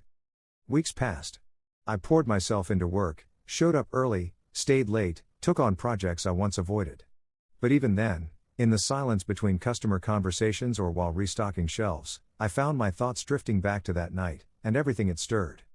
I'd sit on the bus ride home with my headphones in, staring out the window, rewriting the story over and over in my head, changing the ending, erasing Lucas, rewriting Elena as just a curious stranger, or as something more. Each version hurt in a different way. But each version brought clarity. One Saturday, I cleaned my apartment top to bottom. It wasn't just about order, it was about control, cleansing. I boxed up the little things that reminded me of Lucas, a hoodie he left behind, the mug we picked out at a flea market, the photographs I once cherished. Into a donation box they went. Then I sat down and opened a new journal. I titled the first page, Reclaiming the Story. The rules were simple: no pretending, no blame shifting, no censorship. Just truth. Even if it made me uncomfortable. And so I wrote. About love. About shame. About longing. About that night with Elena and how it complicated everything I thought I knew about myself. I wrote about how human it all felt. How broken, yet intimate. How frighteningly real. I didn't try to justify it. I didn't try to condemn it. I just let the ink run. And somewhere in those pages, I realized something. I wasn't writing a confession. I was writing a transformation. This wasn't the story of a girl who lost control. It was the story of a woman who faced her reality and began to rise from it. I was still learning, still healing. But I was no longer a passenger. I was the author now, and with every page I filled, I reclaimed a little more of my voice. My truth. My peace. This wasn't just about Lucas or Elena anymore, It was about me finally choosing myself. I wasn't waiting to be loved anymore. I was learning to love the woman I was becoming. And that, I realized, was the most important part of all. I had been dating Lucas for almost a year. From the beginning, I knew he was married, but he assured me he and his wife were separated and had been living apart for 2 years. He didn't live with her or their young daughter, and the way he spoke about it made it sound like the relationship was over, just not legally finalized. I knew I was treading on dangerous ground, but I told myself the heart wants what it wants. At first, everything seemed fine. Lucas was attentive and kind, and he made me feel seen in ways I hadn't experienced before. But slowly, little things began to gnaw at me. He started visiting his daughter more frequently, which I respected, of course, but there were nights when he wouldn't answer my calls. He always had excuses: he was asleep, his phone had died, he was out of range. Yet, something felt off. Then came the moment that would unravel everything. I was working late at the boutique one afternoon when a woman walked in. She was elegant, older than me by a few years, with tired eyes and a calm expression that didn't match the storm she was about to bring. She introduced herself quietly as Elena, Lucas's wife. My heart dropped. "He came back," she said. "He returned to our home. But he says he loves you too." I couldn't speak. I looked at her, unsure if I should defend myself or apologize. I told her this wasn't the place to talk and that I had to finish my shift. She agreed to wait. And she did. Outside, she asked me to come over and talk. I hesitated, but curiosity and shock won over. We stopped at a corner store on the way to her house where she bought a 6-pack of beer. "It'll make it easier to talk," she said with a small, ironic smile. Her home was modest, clean, and smelled faintly of jasmine. I sat on the couch as she handed me a beer and opened one for herself. We drank in silence at first, both trying to find the right words. Eventually, they came. We talked. About Lucas, about lies, about confusion. The air was tense, but it wasn't hostile. There was a strange camaraderie forming between us, bound by betrayal and disbelief. A few hours passed. Then the door creaked open. Lucas stepped in. He froze when he saw us sitting there, beer bottles scattered across the table. The color drained from his face. "What is this?" he asked. "Exactly what it looks like," Elena said. "We're talking." He turned to me. "I'll take you home." "No," I replied firmly. "We're not done here." Arguments broke out. Accusations flew like darts in every direction. I cried. I was exhausted, emotionally, mentally. Eventually, Lucas stormed out, slamming the door behind him. Elena and I sat in silence. I was still crying. That heavy, gut-deep kind of cry that leaves your soul aching. She moved closer, gently reached out, and wiped a tear from my cheek. "You're too beautiful to cry over him," she whispered. She hugged me. And then she kissed me. It was soft at first, hesitant, like she wasn't even sure why she was doing it. But I didn't pull away. I was confused, numb, and vulnerable, and the kiss felt like a strange comfort in the chaos. It deepened. Her hand brushed against my arm, my waist, then my chest. She kissed my neck, and something ignited in me that I didn't expect. I had never been with a woman before. Never even considered it. But in that moment, I didn't care. I didn't think. I let go. She led me to her bedroom. I followed. Clothes were shed, hesitations melted. It was intense, clumsy, passionate, desperate. Our bodies moved in sync, a silent agreement not to stop. Her lips, her hands, her voice, they consumed me. I felt pleasure that night like I never had before. It was raw and unfiltered. When it was over, we lay there in silence. My mind raced. What had just happened? Elena lit a cigarette by the window. I sat up, clutching the blanket around me. She didn't say anything for a long time. "Do you regret it?" I finally asked. She turned to look at me. "No. Do you?" "I don't know," I said honestly. She nodded like she understood completely. I dressed slowly. She walked me to the door. There was no awkward goodbye. No promises. Just a look that said everything and nothing all at once. Lucas tried calling me the next day. I didn't answer. What was there left to say? That night changed me. Not just because of what happened between Elena and me, but because I finally saw the whole picture. He wasn't confused. He was selfish. And I had let myself be a pawn in his games. Elena and I never spoke again. But sometimes, in the quiet of night, I remember the way she looked at me as I left, like maybe, for a brief moment, we weren't two women betrayed by the same man, but two women who found something unexpected in the wreckage. Was it right? Probably not. But it was real. And sometimes, that's the only truth we get. Weeks passed. I poured myself into work, showed up early, stayed late, took on projects I once avoided. But even then, in the silence between customer conversations or while restocking shelves, I found my thoughts drifting back to that night, and everything it stirred. I'd sit on the bus ride home with my headphones in, staring out the window, rewriting the story over and over in my head, changing the ending, erasing Lucas, rewriting Elena as just a curious stranger, or as something more. Each version hurt in a different way. But each version brought clarity. One Saturday, I cleaned my apartment top to bottom. It wasn't just about order, it was about control, cleansing. I boxed up the little things that reminded me of Lucas, a hoodie he left behind, the mug we picked out at a flea market, the photographs I once cherished. Into a donation box they went. Then I sat down and opened a new journal. I titled the first page, Reclaiming the Story. The rules were simple: no pretending, no blame shifting, no censorship. Just truth. Even if it made me uncomfortable. And so I wrote. About love. About shame. About longing. About that night with Elena and how it complicated everything I thought I knew about myself. I wrote about how human it all felt. How broken, yet intimate. How frighteningly real. I didn't try to justify it. I didn't try to condemn it. I just let the ink run. And somewhere in those pages, I realized something. I wasn't writing a confession. I was writing a transformation. This wasn't the story of a girl who lost control. It was the story of a woman who faced her reality and began to rise from it. I was still learning, still healing. But I was no longer a passenger. I was the author now. And with every page I filled, I reclaimed a little more of my voice. My truth. My peace. This wasn't just about Lucas or Elena anymore, it was about me finally choosing myself. I wasn't waiting to be loved anymore. I was learning to love the woman I was becoming. And that, I realized, was the most important part of all. One evening, months later, I saw Lucas again. He was at a cafe I frequented, sitting alone with a coffee and staring at his phone like he was waiting for someone. For a moment, he looked up and our eyes met. He gave a small nod, nothing more. I didn't approach him. I didn't need to. There was no anger, no regret, no longing. Just quiet acknowledgement. I ordered my coffee and left. Walking home, I realized how far I had come. I no longer needed closure. I had written it for myself. And maybe that's what healing really is, the moment you stop looking for answers in others and begin trusting your own. Story 4, she waited, he drifted, and then they chose again. It started with a question I thought was innocent. The kind of question you ask because you miss someone, because you care. So, with your brother gone for a few days, do you feel a little lonely out there?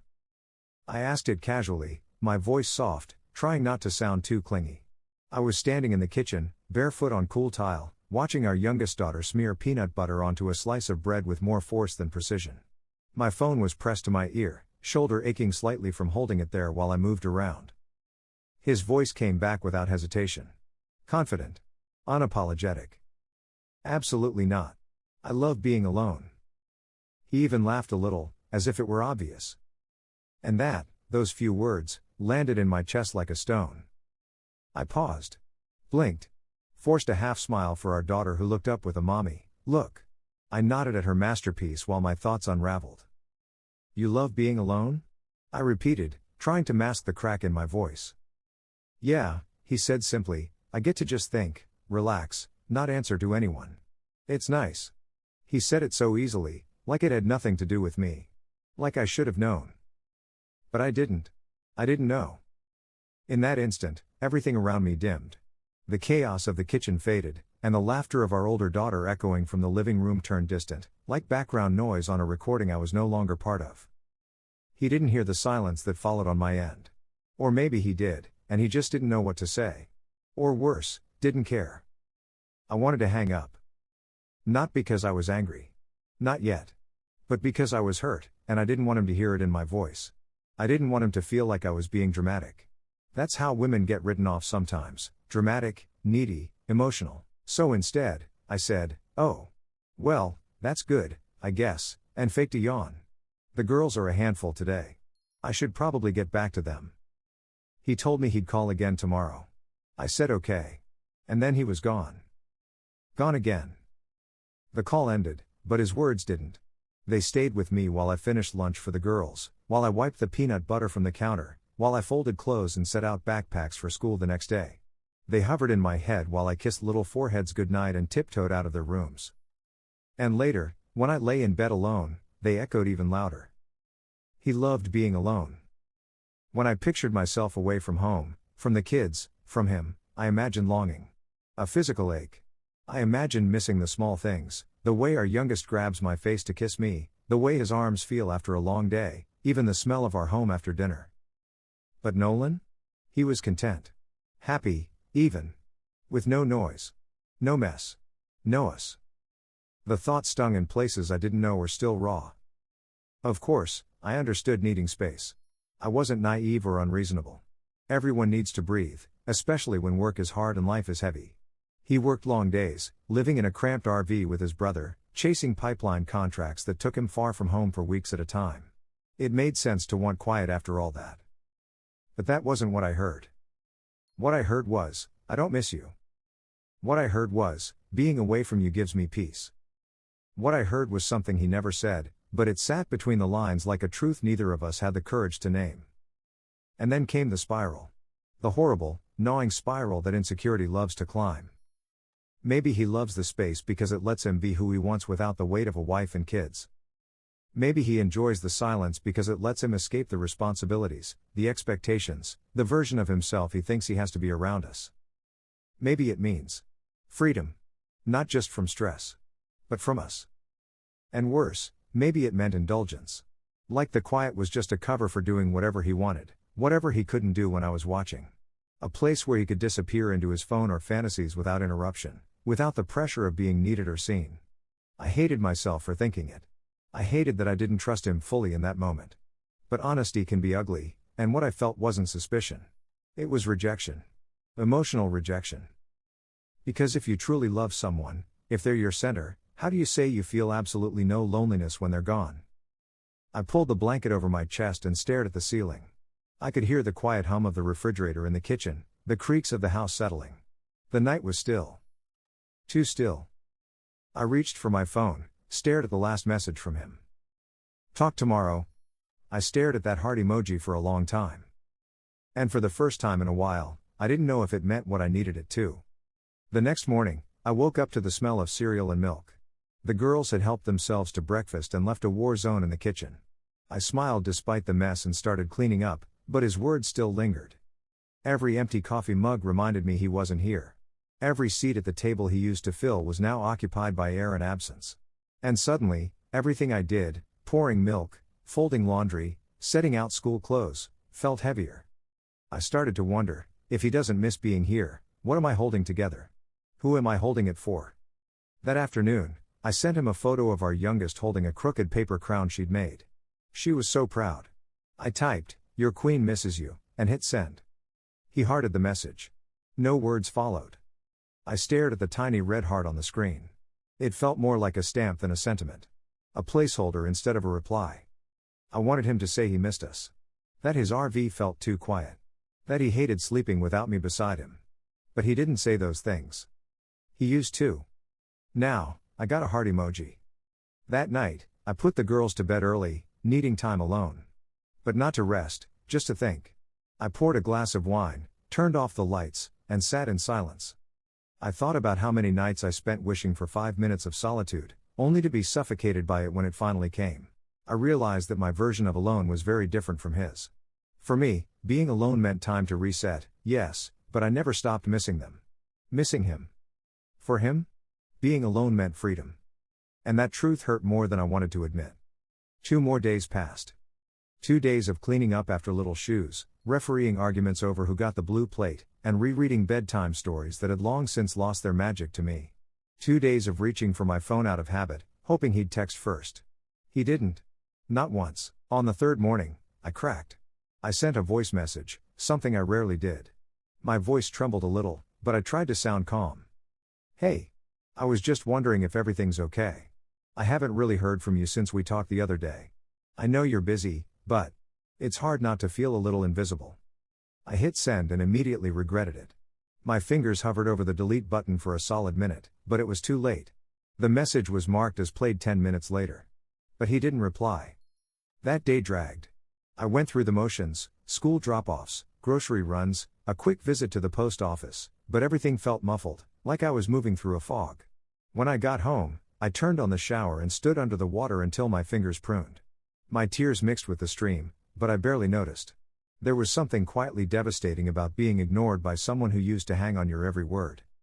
That evening, just as I was tucking in the girls, my phone buzzed. Nolan, sorry. Work's been insane. I'll call later if I can. No, I miss you. No, I love you. Just that. 7 words. And somehow, those 7 words weighed more than I could hold. I stared at them for a while before putting the phone down face first on the nightstand. I kissed the girls goodnight and shut the door behind me. I sat on the edge of my bed, the silence in the room loud enough to scream. The kind of silence that feels like rejection. I looked around at our room, photos on the wall, the hoodie he'd forgotten hanging behind the door, and I felt like I was living with a ghost. A ghost who could text, but rarely did. I couldn't help but imagine his day. Waking up without chaos. No cereal bowls in the sink. No little feet stomping. Just him and his thoughts. Maybe a podcast. Maybe a beer after work. Maybe scrolling through his phone without anyone waiting for his attention. Maybe even watching something he wouldn't want me to know about. That thought hit me like a slap. Was that what he meant when he said he enjoyed being alone? Was that the real reason he didn't call? Was he doing things he didn't want to explain, things that were easier to do when no one was around to judge? I hated that my mind went there. I hated even more that it made sense. I grabbed my journal and started writing. At first, I just wrote his name. Over and over. Then I wrote what I really wanted to say. Why don't you miss me? What are you doing when you're not talking to me? When did I stop being the first person you wanted to tell things to? Am I just background noise now? The words bled out of me faster than I could think them. I didn't censor anything. I just let it all pour onto the page. The hurt. The confusion. The resentment. At some point, I stopped writing and just sat there. The only light in the room was from the lamp on my nightstand. I looked down and realized I had filled 3 pages. Then my phone buzzed again. Nolan, can't talk tonight. Bad signal. I'll try tomorrow. I stared at the screen. I didn't cry. Instead, I set the phone down, turned off the light, and lay back on the bed. And in that moment, I realized something that terrified me more than anything else. I was getting used to the silence. And that was a problem. Because once you get used to being unheard, it becomes easier to stop speaking. Once you stop expecting love to show up, you stop noticing when it doesn't. And if I wasn't careful, I knew I'd lose my voice in this marriage. One unanswered message at a time. One night of silence after another. One unspoken truth, buried. The next morning came like a shadow stretched too thin. I moved through it half aware, like I was observing my own life from a distance. The girls laughed at the breakfast table, crunching cereal and flinging milk droplets with their spoons. I managed to smile for them, though I barely tasted my coffee. There were no new messages from Nolan. I checked twice. 3 times. Still nothing. The silence had become a second presence in the house, like a person standing in the corner of every room, watching me wait. Watching me reach for something that never came. By noon, I was standing in the laundry room folding towels when my phone buzzed. My heart leapt, only to crash just as quickly. It was a notification from the girls' school. Nothing from him. I leaned against the washing machine and stared at the humming metal drum like it might offer advice. I thought about calling him. Again. But I didn't want to be the only one reaching. Not today. So I didn't call. I didn't text. I didn't send another picture of the girls or another update about what we had for dinner. And neither did he. By the time the sun dipped below the horizon, I had gone the entire day without hearing his voice. That night, after putting the girls to bed, I sat on the back porch wrapped in a blanket. The air was cool and quiet, just the hum of insects and the rustle of wind in the trees. I stared up at the stars and wondered if Nolan was looking at the same sky. Wondered if he even thought about me at all. Eventually, I opened my phone and scrolled through our old messages. Back when he sent me memes, pictures of his food, blurry photos of rust-colored sunsets from his job site. Back when he used to say things like, "Wish I was home with you tonight," or "Can't wait to hug you." When had that stopped? The shift had been so gradual I almost missed it. Like a faucet slowly tightening shut until you realize there's no more drip. Just dry silence. I clicked on the last voice message I'd sent him and listened to my own voice play back, cracked and hopeful. It felt like a stranger. Then I went to his social media. He hadn't posted anything in weeks, but I saw he was active. Liking posts. Commenting on a video about hunting. Reacting to a photo someone tagged him in. He was at a bonfire with a few co-workers. Holding a drink. Smiling. Smiling. I didn't feel anger, not immediately. Just something colder. Numbness. Resignation. I didn't care that he was out. I cared that he could be present for everyone else except me. I put the phone down and whispered to the night, "Do you even remember who's waiting for you?" No one answered. Later, as I got into bed, I noticed something. The indentation on his pillow had faded. It had returned to its untouched shape, like the bed had forgotten him too. It was such a small thing. But it broke me. I pressed my face into that cold pillow and cried, quiet, shaking sobs that I didn't want the kids to hear. The kind of sobs that come from somewhere deep, where the loneliness hides. When the tears dried, I made a decision. Not to leave. Not to fight. But to stop waiting. If he wanted this space, this silence, I would give it to him. But I would not disappear inside of it. I would not keep watering a garden he no longer walked through. Not unless he showed me, truly showed me, that he still wanted to plant something here. And if he didn't? Then maybe I needed to stop calling this waiting. And start calling it what it really was. Grieving. The next morning, I woke to the sound of my oldest daughter whispering beside the bed. "Mommy, can you braid my hair today like you used to?" That used to sting more than I wanted to admit. I'd been so emotionally detached lately, simply managing to get through each day. But I nodded, forcing a smile, and sat up. "Of course, baby." Her face lit up, and I reached for the comb with a quiet determination. As I ran my fingers through her curls, I found a rhythm, an anchor in the motion. Each twist and tuck felt like reclaiming a small part of myself I hadn't realized was slipping away. Later that day, after the school drop-off, I went home and sat at the dining table, staring at my phone. It was a dull ache now, this silence. Familiar. Predictable. And I hated that I was adapting to it. I opened a blank text message to Nolan. For a moment, my fingers hovered over the screen. But this time, I didn't write about the girls, or dinner, or any excuse to reach out. Instead, I typed, "I've been feeling really alone lately. Not just alone, but unseen. I don't know if you notice, or if it matters to you anymore.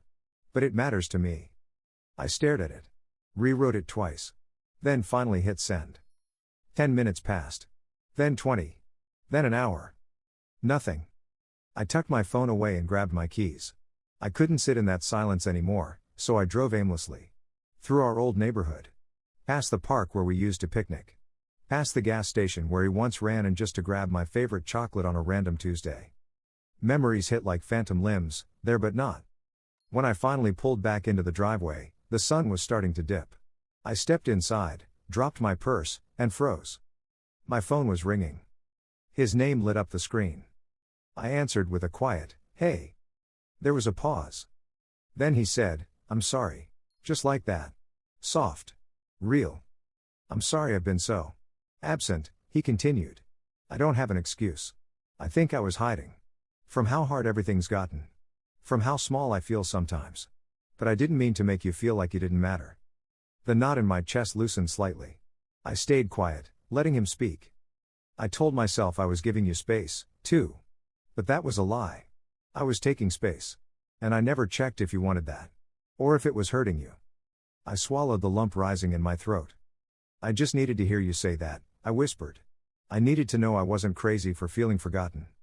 "You were not crazy," he said. "You were the only thing keeping me grounded most days. And I've been too stupid to show it." We didn't solve everything in that conversation. We didn't map out our future or promise there'd never be silence again. But for the first time in weeks, I felt like we were finally speaking the same language. Before hanging up, he added, "I'm flying home next weekend. I want to talk. Face to face. I want to fix this, if you still want to." I took a deep breath. "I do," I said. "But it can't go back to what it was. We have to build something better." "Agreed." When the call ended, I didn't cry. I exhaled. And for the first time in a long time, I didn't feel like I was waiting in the dark. I felt like I was walking toward the light. The day Nolan was supposed to fly home, I woke before the sun. I cleaned the house without even thinking, folding throw blankets, straightening picture frames, lighting a candle I hadn't touched in months. It wasn't about impressing him. It was about claiming the space again. Our space. The girls were excited. They didn't understand the heaviness behind his return, only that Daddy would be home for a while. They painted a welcome sign together and taped it crookedly above the front door. I stood outside the airport gate, clutching my coat tighter, watching people stream in and out. When I saw him, worn jeans, travel backpack slung over one shoulder, eyes scanning the crowd, my heart stuttered. Not because I missed him, but because I wasn't sure who I was greeting anymore. He spotted me and smiled. That smile, it used to melt me. Today, it just made me nervous. We hugged. Brief. Awkward. Familiar, but somehow foreign. In the car, the silence returned, but it wasn't sharp this time. It was thoughtful. Like two people gently waiting for the other to speak. When we got home, the girl screamed his name and ran into his arms. He picked them up effortlessly, laughing like the old Nolan. I stood back and watched, trying to make peace with both the man in front of me and the stranger he'd been from afar. After dinner, when the girls had finally gone to bed and the house had quieted, we sat across from each other at the kitchen table. No distractions. Just truth. I've been thinking about everything, he started, voice low. And I know an apology only goes so far. But I owe you more than that. He pulled out a small notebook from his backpack. I started writing down what I felt. What I didn't say. What I should have said. He slid it across the table. I hesitated, then opened it. The first page said, Day 1, missed her voice. Didn't call. Didn't want her to hear how lost I sounded. Each page chronicled a moment of silence. A confession. A regret. Some pages were angry. Others tender. Many were scared. I didn't read it all right then. But I saw enough to know one thing. He had finally started listening to himself. He reached across the table and took my hand. I want us to be better. I want to show up, even when I feel like disappearing. I nodded slowly. Then let's rebuild, I said. But not from where we left off. From where we really are. We talked for hours. Not about solutions, but about feelings. About fears. About what we had ignored for too long. We cried a little. Laughed once or twice. Mostly, we listened. When we went to bed, we didn't make love. We held each other. And in that stillness, I realized something. Love isn't about avoiding distance. It's about choosing to return. Every time. Even when it's hard. Especially when it's hard. The days that followed Nolan's return were tender, uncertain, and strangely peaceful. It was like we were relearning how to exist around each other, two people who had once shared everything, now cautiously offering truths like fragile gifts. We didn't rush. There were no big declarations or grand gestures. Just the slow work of rediscovery. Some mornings, he would rise early with the girls and make them breakfast. Other days, I'd find him sitting on the porch before dawn, sipping coffee, that notebook always beside him. One night, after the girls had gone to sleep, I joined him out back. The air was cool, filled with the scent of damp grass and distant honeysuckle. He didn't speak at first, just handed me the notebook again.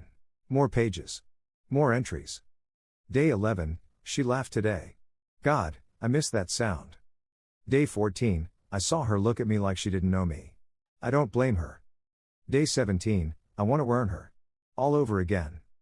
I looked at him, not needing to say anything.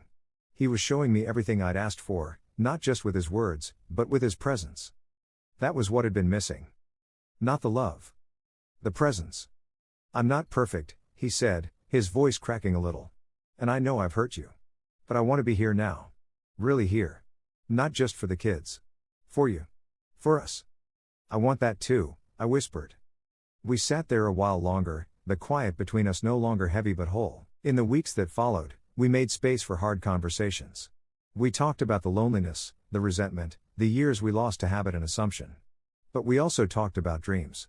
About what it might mean to travel more, to work less, to choose each other again. We found new rituals, Saturday morning pancakes, Friday movie nights with the girls curled up between us, walks after dinner where we didn't talk about the past, but the future. There were still moments of tension. Healing isn't linear.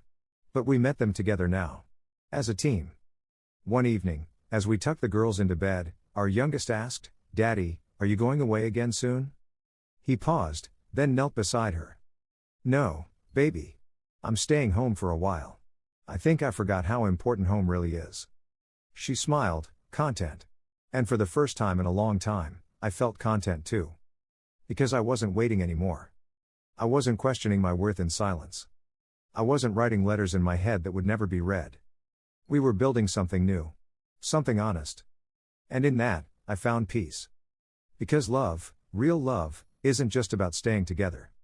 It's about choosing to come back. To show up. To begin again. Together. Story 5, From Silence to Solidarity, How IVF Reconnected Our Marriage. I'm a 29-year-old Tamil woman, settled into life as a wife, working from home, and on the verge of beginning my second IVF journey. Though I share a life with my husband, I often feel profoundly alone, without friends, without community beyond him, and yet not inclined to chase others' approval. I am neither overtly introverted nor an extrovert. I navigate the world quietly, content in my own pace, but acutely aware of the void beyond the walls of our home office. My husband is a passionate badminton enthusiast. Every morning and evening, he rises before the sun, grabs his racket, and heads out. On weekends, his love for the sport intensifies. 3 or 4 matches a day is his rhythm. It wasn't always a problem, but over time our conversations have dwindled. We speak for barely an hour each day, rarely more. The rest of the day, he disappears into his phone, scrolling through YouTube. When I speak, I find myself repeating, sometimes 3 or 4 times, just to break through his screen-induced tunnel vision. In a few days, we begin IVF cycle number 2. My mind is already fraying under the weight of injections, appointments, uncertainty, and hope. My heart rattles with anxiety. I approached him, asking simply, "Can you take me out this weekend? I'm so stressed, I need fresh air, connection." His answer, "I booked badminton. Not just tomorrow, but continuous slots through the weekend." My heart sunk. He could have adjusted something. He understood I needed relief, companionship, kindness, but changed nothing. It hit me that I might as well be single. So I asked myself, did I ask wrongly? Am I undeserving of basic companionship in marriage? I needed clarity, compassion, understanding, not invalidation. And so I began to look outward, not to create distance, but to find anchor points. Through a few searches I found that couples going through IVF often struggle with relationship strain and isolation. One medical analysis describes how misaligned coping styles and unspoken expectations create misunderstandings, worsening emotional overload for both partners. The same sources recommend building a support system, sharing honest communication, opening up to supportive networks, and seeking counseling or peer support. It wasn't that I wanted outside solutions, I just needed perspective, validation. One recent narrative encouraged couples to consider a fertility moon, a meaningful break after intense reproductive treatment, to decompress, reconnect, and renew emotional resilience. Parents.com. I realized that I didn't just need a physical escape, I needed us to pause together. I sat him down and spoke the words I'd written countless times in my mind. I feel suffocated by routine and his phone screen. I feel like a roommate. I need us, my husband. I held space for his defenses but stayed firm. I told him I understood his love for badminton, but reminded him our marriage, our upcoming IVF, required time beyond courts and competition. He listened with shrinking defensiveness. Through soft silence he finally said, "I didn't realize how much it bothered you." That acknowledgement felt like light breaking through clouds. I asked, gently, "Can you choose a single weekend slot? Just one morning with me? A date maybe, for coffee, park, meaningful talk, even a meal?" He nodded, slowly. "Yes. I can do that." We planned a morning away, just one, reserved for me. In the interim, I turned more intently toward self-care strategies recommended for IVF. Gentle movement, morning walks, yoga, became part of my routine to calm the nervous churn. I began 10 minutes daily of meditation or deep breathing exercises to soothe anxiety and recenter. Journaling helped me wring out swirling thoughts and fears. What if it's unsuccessful again? What if I lose hope? And bring hidden frustrations to the surface. I also created a simple dopamine menu: momentary delights, favorite chai, a book chapter, a walk in the park, a funny video, to interrupt anxious ruminations during the dreaded 2-week waits. I promised myself, and him, that I would care for my mental health actively, even when the journey felt like sinking sand. When our first dedicated weekend morning arrived, it was a gentle miracle. He canceled his badminton. We drove to a botanical garden, quiet paths, early dew, birdsong. We walked slowly, sharing memories, fears, small dreams. We drank chai from the garden cafe, and spoke at length, without competing for attention. I felt seen again. He told me he'd carried regret for not understanding sooner. I told him his companionship felt like oxygen. We returned home holding hands. He paused, looking at me. "Let's keep doing this," he said. "One morning a week? Just for us." "Yes," I whispered. It felt like stepping onto solid ground. In the following days, his phone habits shifted too. He remembered to ask if I'd said something, and stopped mid-YouTube scroll to look into my face. He'd catch my eye across the kitchen and smile. I felt less alone. Our second IVF cycle began. I braced myself: blood tests, injections, ultrasounds, embryo transfer. The medical process exacted physical strain and emotional swings. But we had something more now: intention. I leaned on him as we built a plan. He became my reminder: time to breathe, good job, we're in this together. We found a small online support group, Tamil Women Doing IVF, where I could share fears without embarrassment. That sense of shared sisterhood reduced isolation. Sometimes my husband would join calls with me, simply present. Other times he'd send loving texts while I lay on the recliner post-injection. Slowly, he said he felt more included in my experience, no longer on the sidelines. Physically, I walked 30 minutes daily, practiced gentle yoga, and journaled nightly. I celebrated micro wins: an appointment survived, a low-stress day, a morning of connection. I repeated a mantra I discovered in a Reddit thread: "I can't do this, but I'm doing it anyway." That phrase became our quietly shared anchor. Emotionally, there were storm clouds. On a rough day, I cried on the kitchen table, overwhelmed by hormones and uncertainty. My husband placed his hand over mine and said, "I'm here." Later, he scrolled up his schedule and moved a badminton slot so he could drive me to my doctor's appointment. I felt grief and gratitude like intertwined roots.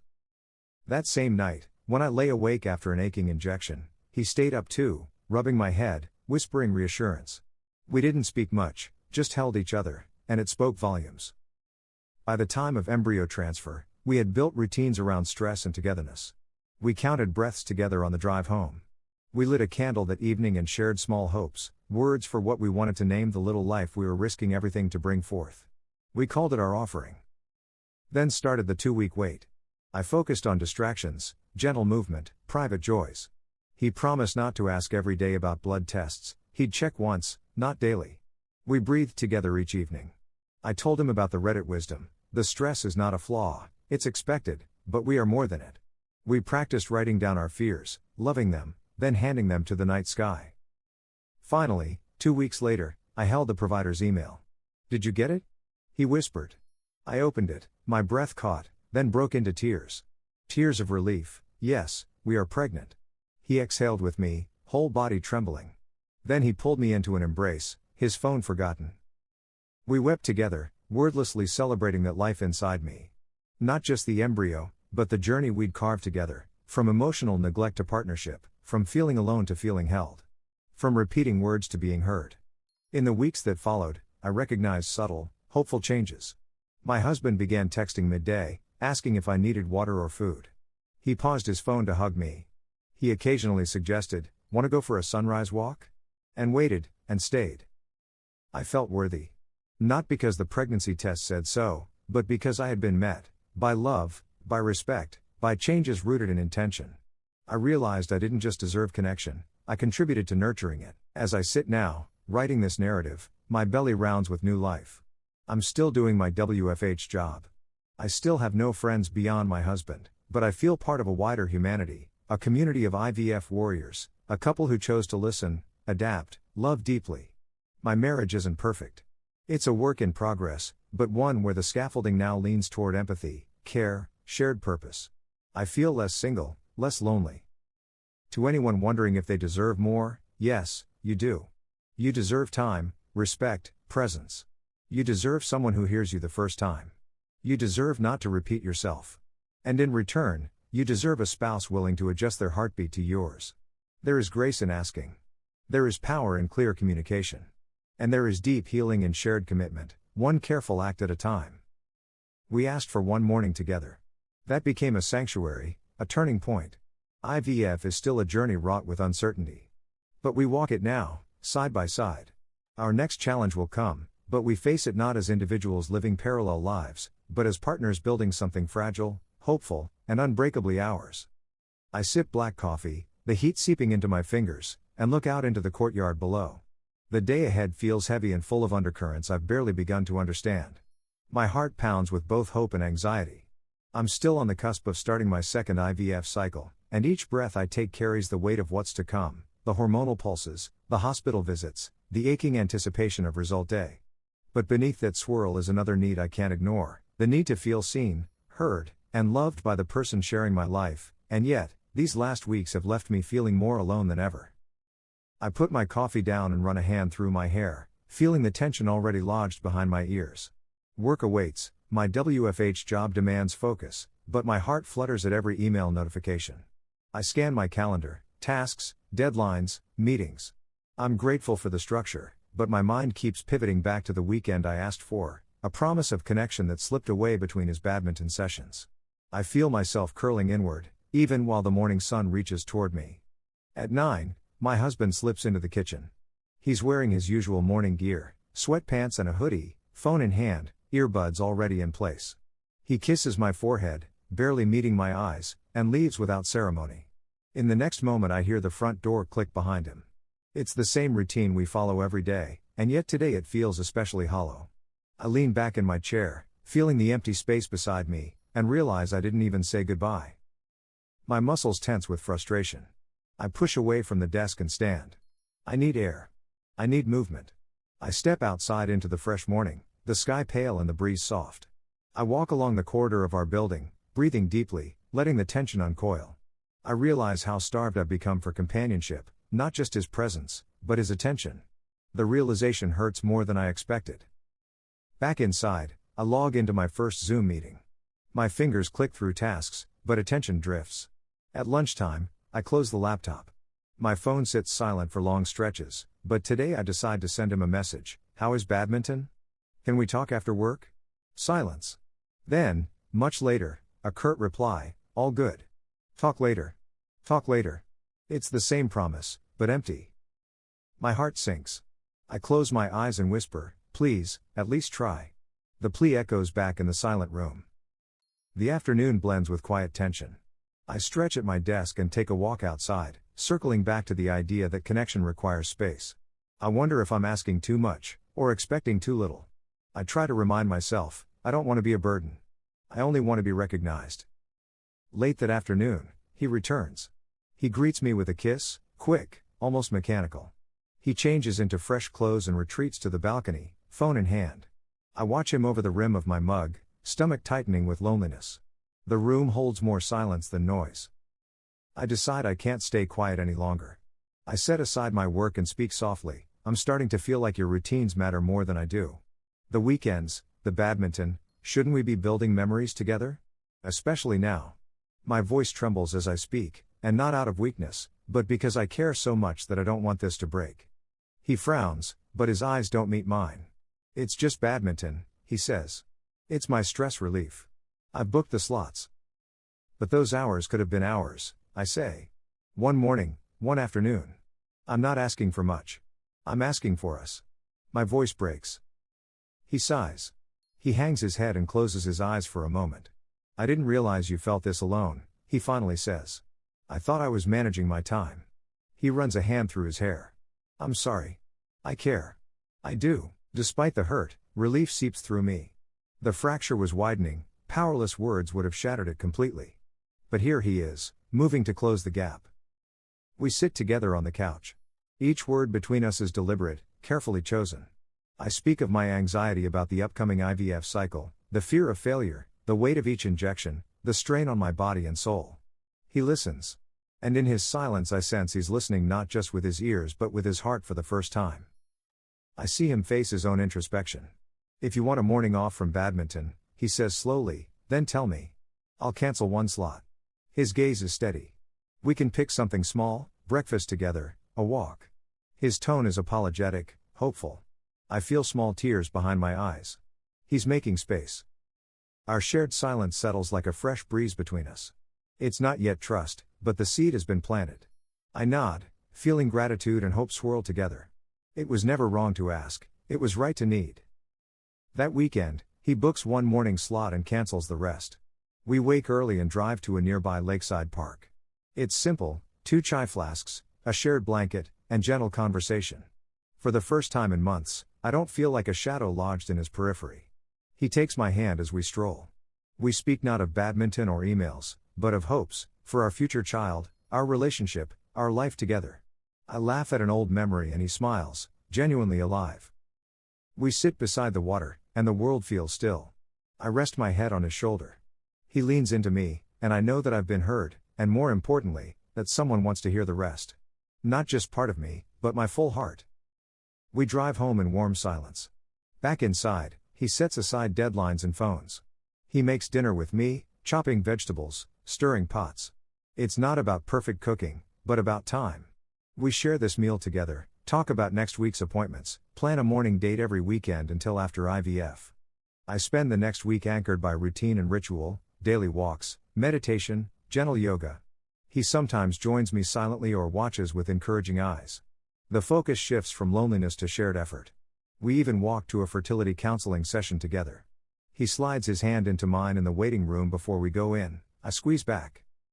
Inside the counselor's office, we speak about communication, stress, mutual support. We learn to speak our emotional needs before resentment sets in. We craft small signals, an emoji text, a touch on the arm, to say I need you right now.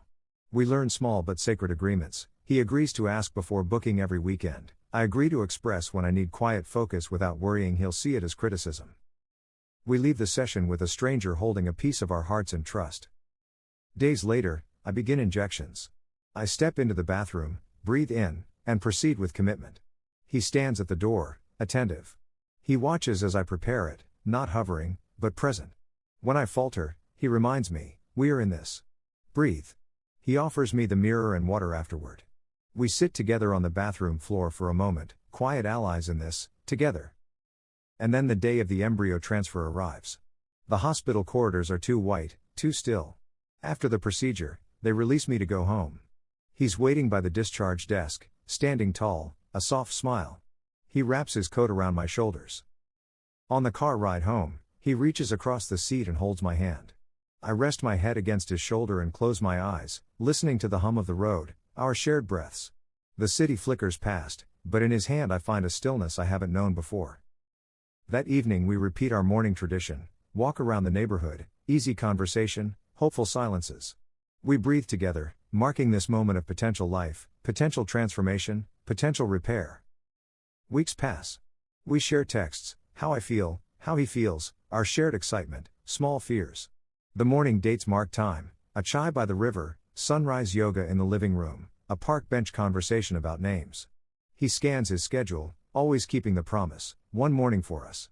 Sometimes we add an afternoon coffee when his badminton doesn't require the slot. Now and then he cancels lunchtime matches to sit with me, talk or just share space.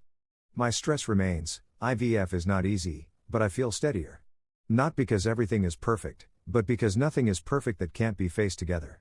Less loneliness, more partnership. When 2-week wait day comes, I prepare with our breathing exercises, journaling, trusted distractions.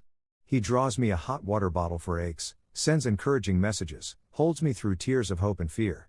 We laugh and cry together. Then result day arrives. We sit on our couch, clasping hands. I open the email together. My breath catches. We read, pregnant. Relief floods me. We cry and hug, softly at first, then fiercely. He holds me as I shake. He kisses my forehead. He whispers, you deserve this every bit. And I know, this life is worth it because we made space, for connection, for love, for our shared hope. Nothing wrong in asking for it. Nothing vulgar in asking to just be seen. And the cost of loving is worth every small rebirth we carve into our days, and our hearts. I wake slowly, sensing before seeing the warmth beside me, my husband, breathing steadily after a night of restless sleep. In his arms, I feel the quiet acknowledgement of our evolving bond. The months of IVF treatment, tender conversations, and small, intentional moments have woven us into something new, something stronger. I rise carefully to avoid disturbing him and step into the kitchen to start our morning ritual. The kettle's hum returns, along with the familiar solace of preparing 2 cups of tea, black for him, herbal for me. As steam curls skyward, I reflect on how far we've traveled from that morning I asked for just one weekend slot. That one conversation has blossomed into a delicate pattern of care and consideration woven through our days. He wakes soon, rubbing his eyes and greeting me with a soft smile that speaks volumes. This morning there is no phone buzz, no rush for badminton court schedules. Instead, there is presence. We sip tea and talk, not about deadlines or practice times, but about the tiny miracle growing within me. We speak of how we will honor this little life born from our joint courage, the clinics we will visit, the music we will play, the quiet hopes we hold. He surprises me by setting aside time on his schedule to attend my next ultrasound appointment. His gesture humbles me. In the hospital corridor, his hand finds mine in a gesture of solidarity that steadies my nerves. The nurse calls our name, and I squeeze his palm.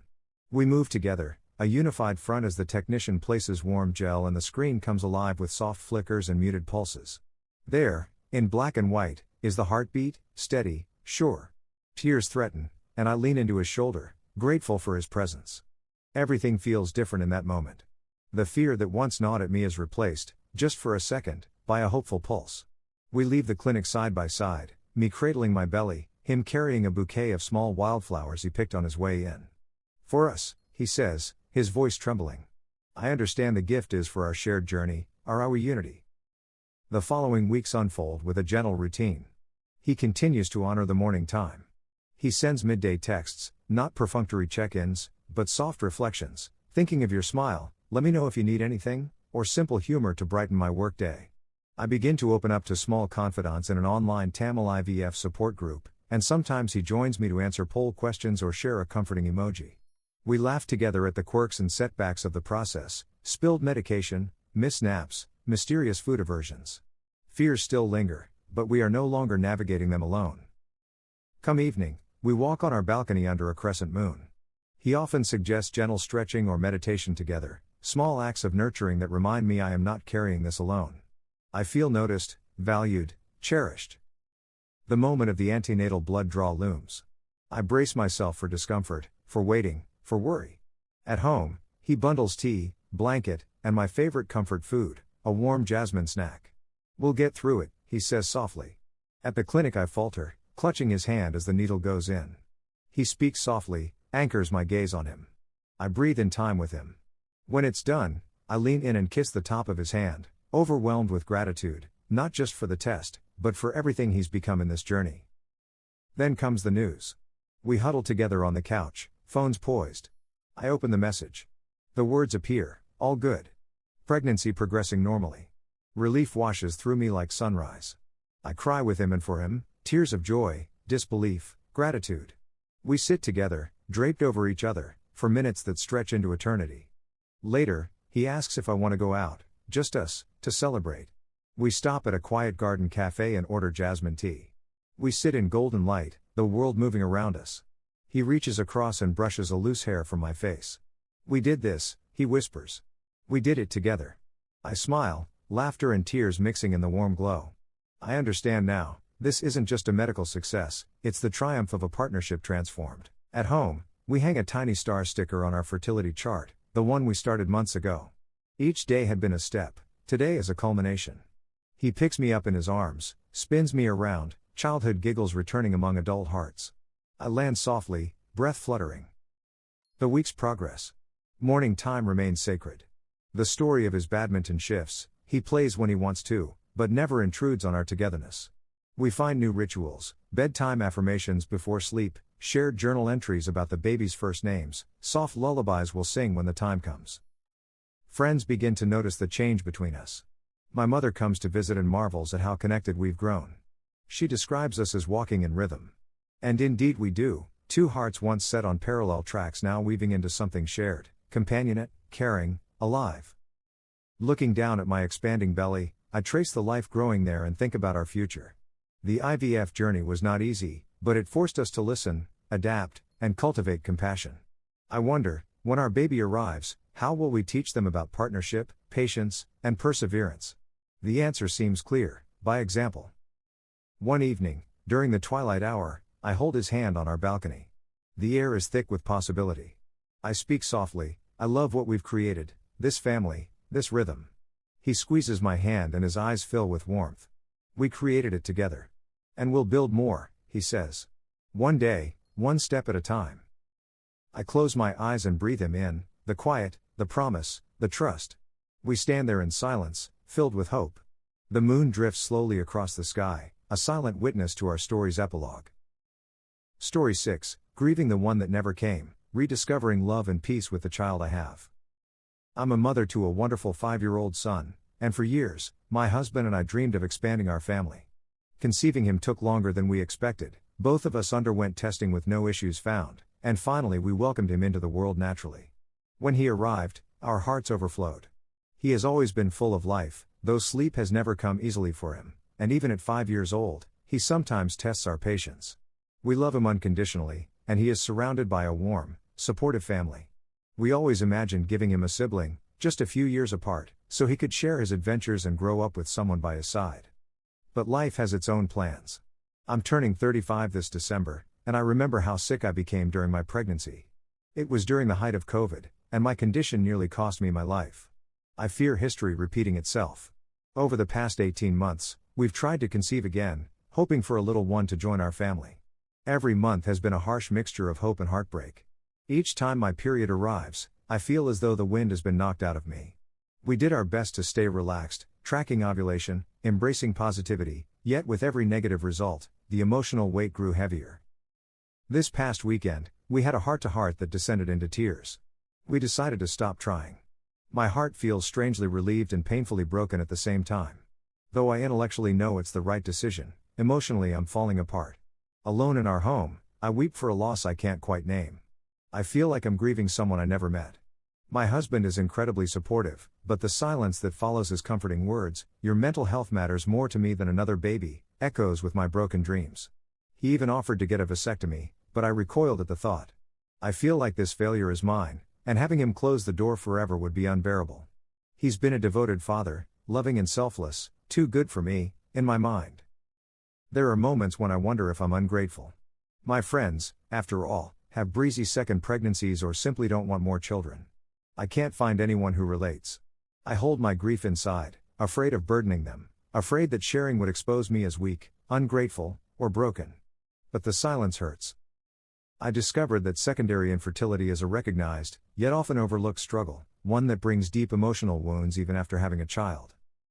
Somewhere between clinical definitions and my own sadness, I began to see that what I'm feeling, grief, guilt, emptiness, is both valid and shared by many others walking this silent path. Experts emphasize that infertility is more than a physical challenge, it strains mental health and relationships. Grief, anxiety, loneliness, anger. All of it has been my companion these past few months. Even my husband, though supportive, has felt the strain. We've grown quieter, more hesitant with each other. I realize now that hurt often hides behind love. I wonder sometimes if our decision to stop trying for another child has freed us or sealed our hearts. The positives are obvious: no more fear of illness, fewer decisions to agonize over, and more energy for the life we already have. But in the quiet moments, I'm still torn apart by the question, is this truly the end? One morning, I found solace on a doctor's advice page, which stressed the importance of communication, self-care, and emotional support for couples facing infertility. It suggested therapy, support groups, mindfulness, journal writing, and healthy boundaries. Part of me recognized the advice as practical. The other part bristled: how could I share this raw grief in a group? Yet I realized the loneliness I feel means I need connection, not more walls. That evening, I broke the quiet first. I told my husband how much I missed the idea of a sibling for our son, how every cycle ended shattered yet again. He listened, eyes heavy with sadness. He reached for both my hands and told me something I forget I deserve: it's okay to grieve. I grieve with you. In that moment, I began to step out of solitude. Just naming my grief made it real, but also shared. He didn't promise magic. He simply promised presence. The next step felt terrifying. I found a secondary infertility support forum, a group of parents facing the same silent grief. As I typed my first post, explaining how I have a beautiful child, but still grieve the one that never came, I nearly pulled back. But I sent it. Within hours, replies arrived: validation, empathy, shared sorrow. One parent wrote, "You aren't ungrateful, you are human. You deserve space to grieve that longing." I let tears come for the first time, unashamed. In parallel, my husband and I scheduled a therapy session, working on how sadness about one thing can echo throughout a marriage. We learned tools to talk when emotions felt raw, to hold space for each other's pain rather than fix it. We practiced acknowledging each other's grief without needing a solution. We breathed together through tears. It hurt, but it felt like healing. I also began working on nurturing myself. I started daily yoga and mindful walks, simple acts that gave me space from my own thoughts. I gave myself permission to cry, to write letters in my journal addressed to the sibling we lost, allowing grief and gratitude to coexist.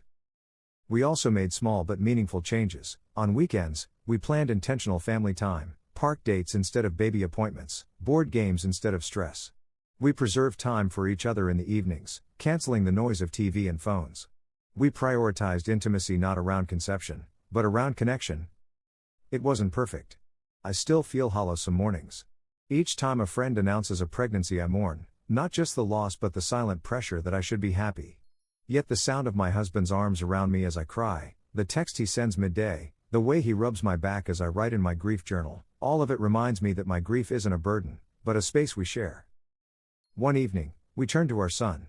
He asked why he wouldn't have a sibling the same way as friends do. My husband, tears in his voice, explained, "We love you so much, and we tried really hard for someone to join our family. But sometimes families stay the size they are because that's how they're made. And that's okay." Our son nodded, hugging me close. In that hug, I finally recognized, our family is enough. Today, at the end of this chapter, I rest more peacefully. I still hope, for a miracle, for a change, for a shift in my heart. But I also embrace what we have. I know grief lives with joy, longings coexist with gratitude. I know my husband loves me not because I gave him another child, but because we navigate grief and hope together. To anyone reading this who carries a hidden grief, no, your longing is valid. You deserve to grieve. You deserve presence, kindness, and space. You are enough, whether or not there is another heartbeat in this home.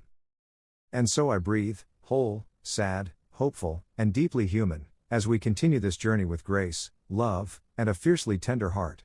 In the weeks after our decision to stop trying, I find myself traversing an emotional landscape I never expected. The early mornings and late nights are now filled with a strange hush, no anticipation, no hopeful planning. Yet the absence of possibility hurts, cutting deeper than I ever imagined. Some days I wake and feel a tangible emptiness, a hollow ache where dreams of another child once lived. Other days, I function on autopilot, holding our son close, reminding myself how lucky we already are. Our home, usually warm with the chaos of parenting a 5-year-old, now echoes with the quiet absence of an unborn one. At breakfast, we smile over cereal but underneath lies an unspoken grief. I glance at my husband's kind eyes, he pours me coffee and hands me tissues when tears come mid-meal. Each cycle's negative feels like a small death, and even when I expect sorrow, I'm still devastated. Research shows that secondary infertility carries a heavy emotional burden. Affected women often wrestle with grief, disappointment, and shame even when they have a child already. I had always assumed a second pregnancy would come quicker, easier, but reality shrugged its weight onto me. I began to feel both ungrateful and guilty, ungrateful for lamenting the absence of a second child when we already had a perfect one, and guilty for failing to appreciate what we already had. Each month, as my cycle returns, I brace myself for heartbreak. I've started journaling letters to the child we never met, tears falling as I write goodbye and thank you in the same breath. Experts suggest such rituals can help process grief and provide closure. I trace the words slowly, honoring the love that didn't get to show, naming the loss even if words fail. On particularly hard days, I light a candle at dawn, sending silent wishes toward the sky, seeking solace in the ritual's calm. My husband has been unwavering in his kindness, yet sometimes his presence is a reminder of my grief. Our conversations have shifted, from hopeful planning to silent understanding. He often asks how I'm holding up, and I flinch at the question, afraid to unload again. I see the conflict in his eyes, he worries about my mental health and our marriage. He offered to have a vasectomy, an act meant to protect me, but it felt like a final confirmation of a door closing, and I couldn't accept it. Alone with my sorrow, I began to withdraw from friends who seemed to breeze through second pregnancies. I avoided coffee outings where baby news erupted, their joy, once uplifting, now pricked fresh wounds. I felt isolated, between gratefulness and grief, no longer a first-time parent but not comforted by the solidarity of those still trying. Studies show that infertility often fractures friendships and partnerships through misunderstanding and silence. I felt both thankful and excluded. My support network narrowed to a few trusted voices, my husband, a cousin who had faced similar losses, and a warm online community of secondary infertility parents. In quiet community, I found validation. You are allowed to grieve what never was, they wrote. One mother said, "It hurts every month, even after 2 losses and 1 living baby." I typed back, "You understand." Together, strangers showed me I wasn't wrong, I was human. At home, my husband and I began therapy, our safe place for the grief that had no words. We learned to hold space for each other. When I cry in the kitchen, he doesn't try to fix it. Instead, he wraps me in a hug. We learned the importance of naming grief and listening without agenda. Sometimes sessions were raw, words splintered in the quiet room. But afterward we walked home holding hands, closer because we'd faced the hollow together. We also re-established rituals to remember who we are beyond fertility. Friday mornings we take our son to the park, follow with donuts and stories. Saturday nights we cook together, him flipping pancakes, me sighing relief at the flower on his shirt. We write little love notes: "You brighten my grief, I love being your partner, I love being your friend." These moments hum with promise: we're not broken, just rewriting our story. When 6 months pass after our decision, the quiet ache in my heart softens, not gone, but less jagged. Some mornings I wake with gratitude instead of grief. The sunlight feels kinder. The constellations of hope and heartache breathe together. And while the dream of a second child remains, it rests gently, no longer raging. We didn't choose to stop trying, rather, we chose to live. To embrace our son wholly, to love each other, to share space with grief and laughter. In therapy we redefined our marriage's legacy, not children counted, but hearts healed together. One Friday night, we celebrate our renewal. After our son sleeps, we sit on the balcony with candles and jasmine tea. I place a small journal between us. We open it together and read the letters we've written to the child we never had. "I saw your spirit in the sunset today." We gave everything we had. We weep, hold each other, and lay the grief down like a soft coat we no longer have to wear all the time. Then we write new letters, ones addressed to our future, whatever it is. He writes, "To our family, complete in every imperfect way." I add, "To my heart, beautiful enough as is." We fold them, slip them into an envelope titled Hope, and place it in a box we'll open 1 year from now. In our sessions, we speak of boundaries with others. We have prepared responses for pregnancy announcements. We are grateful for our family. It feels honest and freeing. We allow ourselves to be happy for friends, even without masking our pain. We attend gatherings, and when the news becomes too much, we step outside to breathe, back to back, breathing in the same air. I remember once dreading Mother's Day, thinking I'd weep alone. But this year, I wake to my husband's voice and our son's arms around me.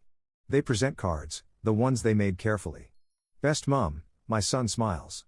And in that moment, I feel seen, honored, complete. I still mourn, but alongside that sorrow blooms a fuller joy. In the weeks after, we continue this way, living grief and love side by side. We moved on from therapy but keep the tools. He breathes when I cry, I listen when he's overwhelmed by my sadness. We protect weekly dates, write more letters, and practice telling our truth aloud. At birthdays, when he teases our son about sharing, we answer in unison, "You are our heart." At school performances, we sit front row, proud, present. We take a photo on our balcony each month, tracking seasons, smiles, moments we almost missed. We've learned that peace isn't oblivion, it's conscious acceptance, grounded in love. When I turn 35, I do so without regret. The future is open, not empty. And even though we'll never know what could have been, we know deeply what is: a family of 3, bound not just by biology, but by resilience, compassion, and understanding. As the evening draws to a close, I look at my husband and whisper, "Thank you, for staying, for waiting, for reaching." He smiles softly and kisses my forehead. "Thank you, for grieving, for trusting, for choosing love anyway." Our story does not end here, it continues in every sunrise we greet together, every tear we comfort, every breath we share. We learn that although we couldn't control what did or didn't arrive in our arms, we could choose how we held each other. And that holds our greatest miracles. I wake beside my husband, my heart a steady hum rather than a throbbing ache. Over the past year, we have mourned the possibility of another child, sat in therapy rooms, leaned into journaling, and nurtured our bond through conscious rituals, and today felt like the start of something still unfolding, not shutting down. I slip from bed and head to the kitchen to prepare chai for us, inhaling the familiar aroma that has become a symbol of our slow but steady healing. My husband joins me, wrapping his arms around me from behind. We stand in silence, sharing warmth, solace, and knowing. We don't need words yet, our bodies speak the language of care. Sitting together at the table, we open the cards we've written for each other, messages of resilience, love born of struggle, Hope for our renamed future. He reads aloud, "Thank you for loving me when I am sad and still hopeful." My throat tightens. I smile to read his card back, "Your love keeps me whole." We share tea and tears, not a lament, but a celebration of how far we've come. Today is our son's birthday. A small celebration awaits, but this year we plan it differently. No expectations, no expansions. It's just us, our love wrapped around him, enough as it is. He bounds into the room, already excited, and the air fills with laughter. We watch him, knowing how precious and rare this simplicity feels. We hold hands across the table, willing ourselves to be present, open, enough in the moment. Later, we take our son to a quiet forest park. The three of us walk the winding path, his hand swinging between ours, our feet crunching dried leaves. It's here that I realize the nature of healing. We don't erase loss by having more, but by grounding ourselves in what is real, what remains, and what grows from ashes. My husband pauses and looks at us, his gaze steady and present. I think of the man who months ago had offered vasectomy as refuge from my pain, replaced now by a partner offering closeness in sorrow, and I feel gratitude that runs deeper than I've ever known. We return home to cut his cake. No sibling by his side, but two parents who made hard choices out of love, not fear. In his sleepy exhaustion later, he curls between us on the sofa. We cradle him together, and I hear my husband's voice whisper, "This was worth everything." I nod, eyes misting, because it was never about giving up, it was about waking up to what matters. That night, while our son sleeps, we head to our balcony. The air is still. We bring tea and a notebook titled Hope Box. Opening it, we see letters we wrote on that transformational Friday, strings of tears turned into gentle affirmations. We add another letter today, one addressed to our future selves, reading, "May we continue to grow through grief and joy, together." We seal it, date it for a year from now, and tuck it away, a time capsule of commitment. In our final therapy session, we review how our partnership has shifted under pressure. We learn that infertility often damages emotional regulation and intimacy, but also offers opportunities to rebuild stronger foundations of acceptance and empathy. We sit quietly as the therapist summarizes the studies. Couples who communicate openly and balance emotional labor stay deeply connected even after loss. As we leave, I glance at my husband.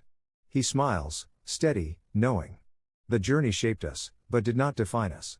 We are more than what did not come to be. In the days that follow, I slip back into routine with renewed clarity. I honor my grief but no longer let it take residency. I code letters at dawn, walk before work, and savor small rituals that remind me of self-love and resilience. My husband continues to support these routines, making chai, walking with me, offering presence without needing to fix. We've learned that healing is not transactional, but relational. It unfolds in everyday acts that say, "You matter, regardless." One afternoon, a friend hesitantly asks, "Are you okay?" I saw a pregnancy announcement. I take a breath and smile. "Thank you," I say honestly. "I am. Some days are hard, but I'm here, with gratitude and space for healing." She nods, eyes understanding, and I realize that my story now reaches others, offering hope in grief, even though it's not perfect. Our son's first day of school approaches. We prepare lunchbox notes and family morning hugs. I feel calm. Grief lingers at the edges, but it no longer dictates our story. We've carved a path through loss that bewildered us once but now feels sacred. On our son's bedtime tonight, my husband kisses his forehead and meets my gaze. "We did good," he says softly. And we did. Not because we got what we wanted, but because we loved what we have, and loved each other through the pain. We stand in our hallway afterward, closely held, hearts aligned. I whisper, "Thank you for staying." He replies, "Always." We lean in. Our last chapter doesn't end, it crescendos into an ongoing melody, one of family held together by love's willingness to bend, not break, to mourn, but keep walking, to find surrender in hope, and hope in surrender. In the quiet of the evening, as we tuck our son into bed, I see in his peaceful face the gentle promise of tomorrow. My husband and I stand in the hallway, side by side, letting the stillness fill us with a new kind of calm. We have walked through grief and uncertainty, and come out not with what we once longed for, but with something deeper, a love shaped by presence, resilience, and unwavering companionship. Though the path was uncharted and the losses real, our hearts now hold a renewed sense of belonging. We may not have added to our family in the way we planned, but we have built something unbreakable, a life tenderly anchored in gratitude, grounded in acceptance, and illuminated by hope. Story 7. Letting go so you can stand on your own. A father's journey from wealthy provider to proud partner in his adult son's independence. I am a 54-year-old physician, and my son, now 27, is a first-year resident on the other side of the country. He finished medical school just last year, and although residency pays very little, he has persevered. Throughout college he worked while I covered extra expenses, and during med school he took out loans for tuition while I supported his living costs. As his father, I've watched him push through sleepless nights and grueling rotations, and I've admired every ounce of his resilience. My wife, retired after a career in teaching, has been equally proud. Together, we have built a life in an affluent part of the country, with a large home, sound investments, and a net worth above $10 million. Yet despite our success, my wife's family often makes snide remarks, implying our wealth explains everything about our son's achievements. When he got into medical school, they insinuated it was because of my influence, not his intelligence and hard work. Growing up, he heard comments like spoiled at the smallest nostalgia, and I've seen how those offhand jabs cut him deeply. He married and has a newborn daughter now. His wife stays home to care for her, and together they struggle through residency's meager salary. He drives an aging car that breaks down. Recently, in 6-degree weather, I rode his bike to help him get to work. Watching him work so hard under such strain pains me. I want to ease his burden. Over the years I've offered him financial support many times. I've offered to help with rent, send him thousands each month, or even buy him a new car. I've asked about opening a college fund for my granddaughter or even purchasing a condo for them to live in. Yet he refuses each offer. His pride and the scars from years of snide remarks have hardened him. He wants to prove himself fully, on his own merits, not as the son of someone wealthy, but as a man in his own right. I respect his conviction, but it tears me apart to see him struggle. My resources could immediately improve his life and ease his stress. Each refusal hurts more deeply than any broken chassis or icy morning ride. Studies show it's common for adult children to feel shame or ambivalence about financial help. Psychological research says too much unearned support can hinder their independence and inflame feelings of rejection or inadequacy. Adult children may adopt a posture of defensive independence, resisting help to assert self-worth. I recognize that my son is behaving in that way, determined to define himself through achievement and hard work, not wealth laid at his feet. As parents, many people walk this line carefully, desiring to help, yet wanting to preserve their child's autonomy. Retirement experts caution that limitless giving can jeopardize parents' own financial futures and erode habits of responsible budgeting for the next generation. So I paused. I asked myself, what should I do? How do I balance my desire to support him and his need to stand on his own? I decided to shift my approach. Instead of offering money outright, I would propose structured, conditional support, like paying for a better car on loan terms, or covering additional residency expenses in exchange for him tracking a budget together with me. As long as he felt agency over the arrangement, his pride would remain intact. Financial experts suggest this, helping without enabling, tying support to accountability. I reached out gently. I told him I believed in him, admired his self-sufficiency, but wanted to partner, not replace, his efforts. I asked, would you be open to me helping pay half the car repair or a matching fund if you saved X toward a new car? He paused longer than usual. He nodded slowly. Yes, he said. It was small, but a door opened. He agreed to discuss his monthly budget, even reluctantly. I offered help in assembling it, traveling across states less. He appreciated the gesture more than the figures. The money remained his, but the process was shared. Suddenly, that broken-down car felt fixable, not as a parent solving his problems, but as a collaborator in his future. He still drives that old vehicle, but now it runs consistently, because we replaced parts together and set aside savings. His gratitude is quiet, but genuine. This change relieved me too. I can support him without overshadowing his independence. And I can sustain my own finances, ready for retirement, ready for any needs ahead, for both him and his daughter. Financial advisors endorse this approach, offer assistance that empowers, not creates dependency. We also began regular conversations, not as father and son, but as partners. We speak on the phone at least once a week now. He tells me about tough shifts, patient wins, life as a new parent. I ask not how much he earns, but ask how he's coping, and listen. As he opens up, he reveals not just stress, but pride in what he's building. The weight of proving himself lightens bit by bit. He's still fiercely independent, but he no longer carries all the burdens alone. Our dynamic shifted from silent withdrawal to managed interdependence. I help where he welcomes it, he keeps striving. In psychology, this builds new attachment, less defensiveness, more trust. I see it unfolding. My wife has even noticed his softened tone when he comes home from a break, He laughs more, relaxes a little. I'm proud of this, not because of wealth, but because of what it enabled, a bridge between autonomy and assistance. Seeing him thrive without feeling indebted makes me happier than any condo or monthly check. When retirement calls, and when that day inevitably comes, I'll still pass everything to him. But I'll pass it in a way that honors his hard-earned independence, not diminishes it. And that gift, I hope, is the best legacy of all, love that fosters strength, not dependence, and pride intertwined with humility. A few weeks after my initial conversation with my son, I realize that the air in our home feels different, lighter in some ways, though still tinged by lingering shadows of pride and resolve. The offer I made, to support him in structured ways, not replace his efforts, opened a quiet crack in his defenses. He agreed to work on the car with me, and more importantly, to talk about money without shutting down. It was small, but it shifted something fundamental between us. He stepped off the ledge of proving himself alone, and I stepped back from the ledge of forcing my help upon him. We begin by planning car repairs together. One evening after his shift, I fly cross-country to meet him. We sit in his dim garage, crouched beside the sputtering old sedan. We order takeout and joke about our tool ignorance as we hand him wrenches and I hold the manual. I see him laugh, real laughter unguarded. He tightens a bolt and grins in accomplishment, proud and independent. In that moment, I don't see his car. I see the man I raised, claiming agency over his life with humble gratitude. Later, we sit at his small kitchen table, coffee warming our hands, and I ask about his budget. He shuffles receipts, silent at first, but soon traces each expense: rent, groceries, car insurance, baby gear. He had always tracked in his head but drove the car into the ground until it balked. I don't correct him. I listen. Then I suggest, what if I matched his savings whenever he set aside for a new car? He purses his lips, uncertain, then nods. He agrees to a shared spreadsheet, a commitment he makes on his own terms. This model matches research on cash with conditions. Adult children feel supported, not dictated to, maintaining independence while receiving help. My son feels the truth in it, his choices, his effort, considered and respected. The weeks that follow bring stability. He fixes a squeaking brake, and I pay half the repair. He deposits into the fund, I match. He smiles at the numbers rising, evidence that tomorrow's car is not a handout but a goal we share.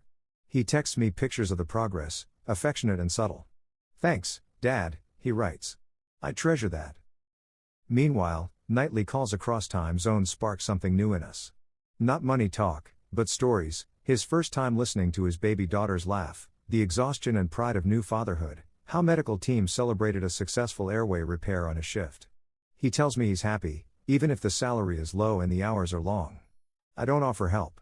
I just say, "I'm proud of you." He pauses, then says, "I know, Dad. Thank you." I think of research stating more parents now support adult children, even into their 30s, often due to economic pressures. As an upper-income physician, I worry not about the money, but about the legacy of our interventions. I want to give him all he needs without keeping him a child. Psychologists note that young adults value conditional assistance that encourages responsibility. We also begin a new tradition, monthly lunch together when I'm visiting. We choose a quiet cafe. No pep talks, no complex spreadsheets, just sandwiches and conversation. One Saturday, he asks how I got through the early years of practice on no sleep. I tell him. We laugh at our shared sleep deprivation, and I see his relief that his struggles aren't unique, another shared moment blowing away the idea that he must suffer alone. At home, my wife notices the shift. When he comes back home after visits, his voice is softer. He plays with his daughter next to her. They joke together about IKEA furniture pranks. She says, softly, "He seems free." It makes me realize how much our son had been carrying, not just student debt or car repairs, but the burden of proving he deserved to stand independently. Now he doesn't have to prove. He just is enough. I find writing about this in a journal helps me too. It aligns with research on intergenerational support. Meaningful connection grows when help is paired with autonomy and gratitude. I note in my journal each time I resist the urge to pay his rent outright, each time I choose to let him lead. These choices weigh lighter than any misplaced pride. Over time, I offer my help in new ways. I help refinance his med school loans to a lower interest rate. I connect him with a financial planner colleague to discuss home buying. He accepts, not because he can't do it himself, but because it feels safe, respectful of his ownership. That's empowerment, not charity. As his residency progresses, he drives with fewer breakdowns, fewer emergencies. He smiles more when talking to me. He stops by during a conference in my city. I stay with him in a hotel. We take long evening walks and talk about his hopes, paying down loans, saving for his daughter's college, maybe buying a modest house. His tone is thoughtful, not burdened. That creates an ache in me. I want to preserve that light for him. I accompany him to meet a lender, quietly, and watch as he handles the discussion like a grown man. No shadow of daddy will handle it. I slip outside when he signs. He comes out, waves, and I leave him to his moment. Later he texts, "It's approved. I did it." I cry at that text, the proud tears of a father who watched his son become who he's meant to be. In the quiet of my study, I realize this is the legacy I want, not the condo or the monthly stipends, but the man we cultivated together, independent, confident, loved, respected. I invest in his future by building his self-respect. This journey isn't linear. Sometimes he calls after a hard shift, voice tight with exhaustion. I don't ask if he needs money. I ask how I can help. He says, "Tell me to breathe." I pause, then say, "Okay. Breathe." He does. And another man takes the breath, steady, upright. When my retirement date arrives, he doesn't need my assets to define his life. He built one with skill and grit. But he knows I'm here, present, his partner in the journey, his father, not his benefactor. The quiet truth is this: love is best given when it empowers, not enables. Our wealth isn't in the millions, it's in the man he's become. And when he whispers thank you as he drives by in his new, dependable car, I know we did it right. When spring arrives and residency shifts intensify, our relationship continues to evolve in unexpected ways. My son's tone has softened. He still refuses direct gifts, but now mentions how that matching savings plan gave him peace he didn't know he needed. And as life shifts under the weight of parents, patience, and sleepless nights, we've found a new rhythm, one that balances autonomy with support, pride with partnership. During one of my visits, I arrived to find him in the middle of preparing dinner for his new family. My heart swells watching him whisk sauce, checking on his small daughter playing nearby. It is a quiet Saturday evening, and he greets me with something like ease, no need to explain, no need to justify struggles. We eat together, him, his wife, their child, and me, and the presence of no fanfare means more than any showy gratitude. Later, as we walk in a local park, I sense we are finally conversing as equals. He gestures toward the evening sky. "Dad," he says, "I've been thinking about how you always gave me space to figure things out. Now I get why. You were doing it for me, not against me." A wave of relief and pride courses through me. This shift reflects something researchers call emerging adulthood, where adult children seek autonomy, but still need connection to flourish. Studies show that when parents respect this growing independence, young adults experience better self-esteem and life satisfaction, even reducing depression, when autonomy is supported at home. I nod. "I wanted you to feel your own strength," I say quietly. "Never my obligation." He pauses, thoughtful. "And knowing you're here makes me feel safe, not guilty." From that moment, we deepen our bond. He invites me to review the refinance loan documents, not because he needs me, but because he values my perspective. I offer quiet input, then step back. We close his financial chapter together, me silently acknowledging this milestone of trust. At home, my wife admits she has been touched to see our son more relaxed, his eyes less tense, his smile softer. He's less concerned about living up to expectations, and more present with his daughter. She teases him that grandchild number 2 will come when he's ready, not because of money, but because we are. In therapy, which we attend on my suggestion, as ongoing maintenance, we reflect on how autonomy-supportive parenting in emerging adulthood fosters resilience and well-being. Our therapist commends our evolving dynamic. "You are not retreating," she says. "You are repositioning, from provider to partner." I realize that's precisely it. Back on my return flight, he snaps a photo of his family, smiling around a small cake. He texts me, "Thanks, Dad." Not performance pride, just a man grateful for his father, not for wealth, but for respect. Over time, our visits become less about fixes and more about fellowship, coffee as he studies for boards, late-night phone calls where I listen, him talking through diagnosis dilemmas, me offering perspective not instruction. I find that silence, or simply listening, is now more powerful than any check. On a summer evening, I walk into his apartment after a long day of rounds. He meets me at the door, handing me a glass of water. "Thanks, Dad," he says, like a gentleman. And I see, in that gesture, that he finally sees me, not as a wallet, but as a partner who stays, considers, respects. This journey reminds me that the heart of parenthood isn't perpetual provision, it's evolving presence. Our bond survived because it shifted, from giving to enabling, from proving to trusting. He drives now in a quiet, reliable car, our budget plan picks up savings that supports his young family. He's no longer proving, he's becoming.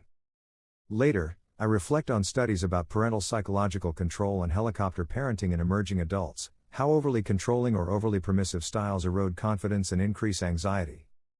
We found balance, boundary, support, and respect. In staying present without overpowering, I honored his autonomy and reclaimed my role as a trusting father. That night, I journal, love not as gift, but as mirror.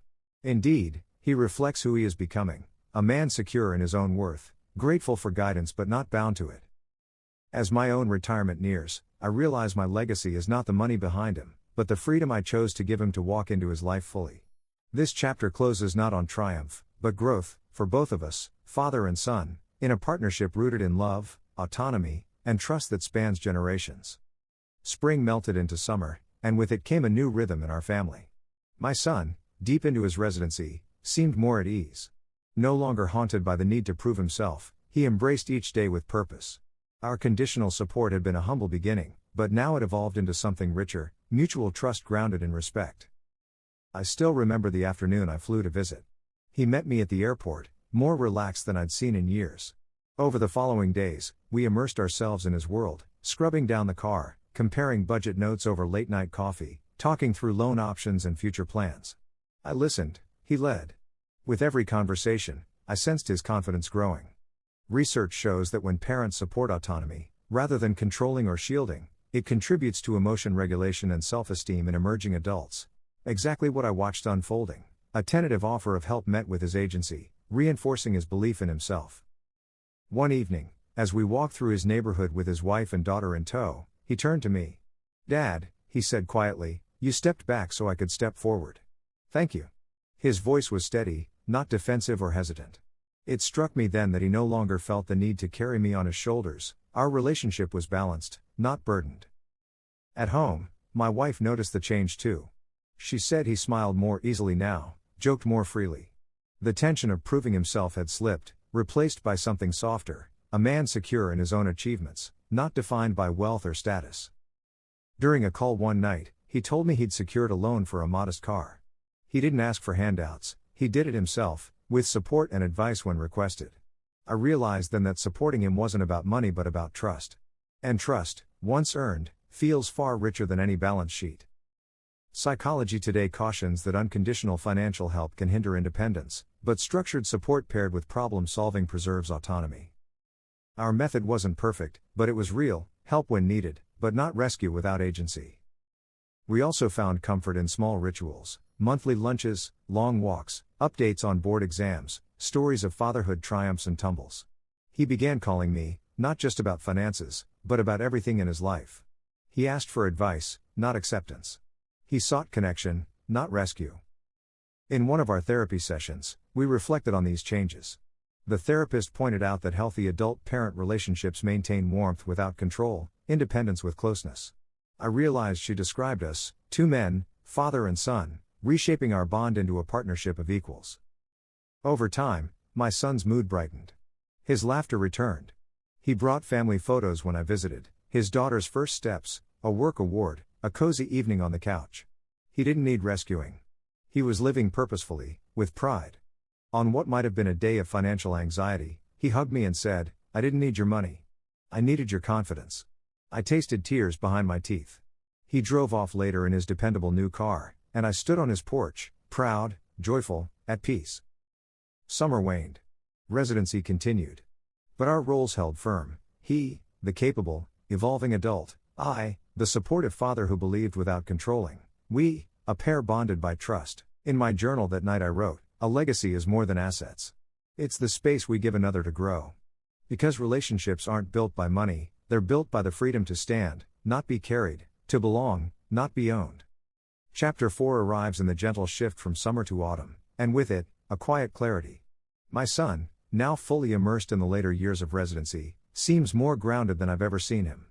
The tentative bridge we built, starting with shared car repairs, has become a strong path of mutual respect and trust. We still live miles apart, but our bond feels stronger, defined no longer by distance but by the conversations and commitments we've shared. A few months ago, I visited during one of his few breaks. He greeted me at the airport, quieter than before but warmer, more relaxed. In his modest kitchen, we cooked dinner, him multitasking between sauce and baby entertainment, me chopping vegetables and keeping company. His wife joined us with their daughter asleep in slings. There were no lectures, no financial terms, only the simple pleasure of being together. That evening, as we walked their neighborhood, my son stopped suddenly and said, "Dad, you stepped back so I could step forward. Thank you." His voice was calm, free from years of tension.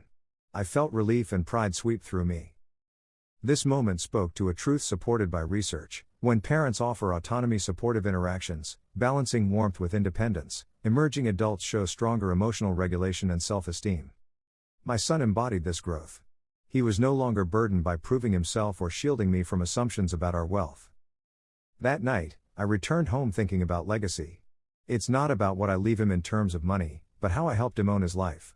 That balance, financial assistance coupled with respect for autonomy, is precisely what studies say nurtures well-being in emerging adults. In the months that followed, our monthly lunches continued, almost ritualistic, almost sacred. He discussed board exams, parenting challenges, dreams of buying a modest house. When he told me his plans, I offered guidance, not financial support, but questions that helped him think things through.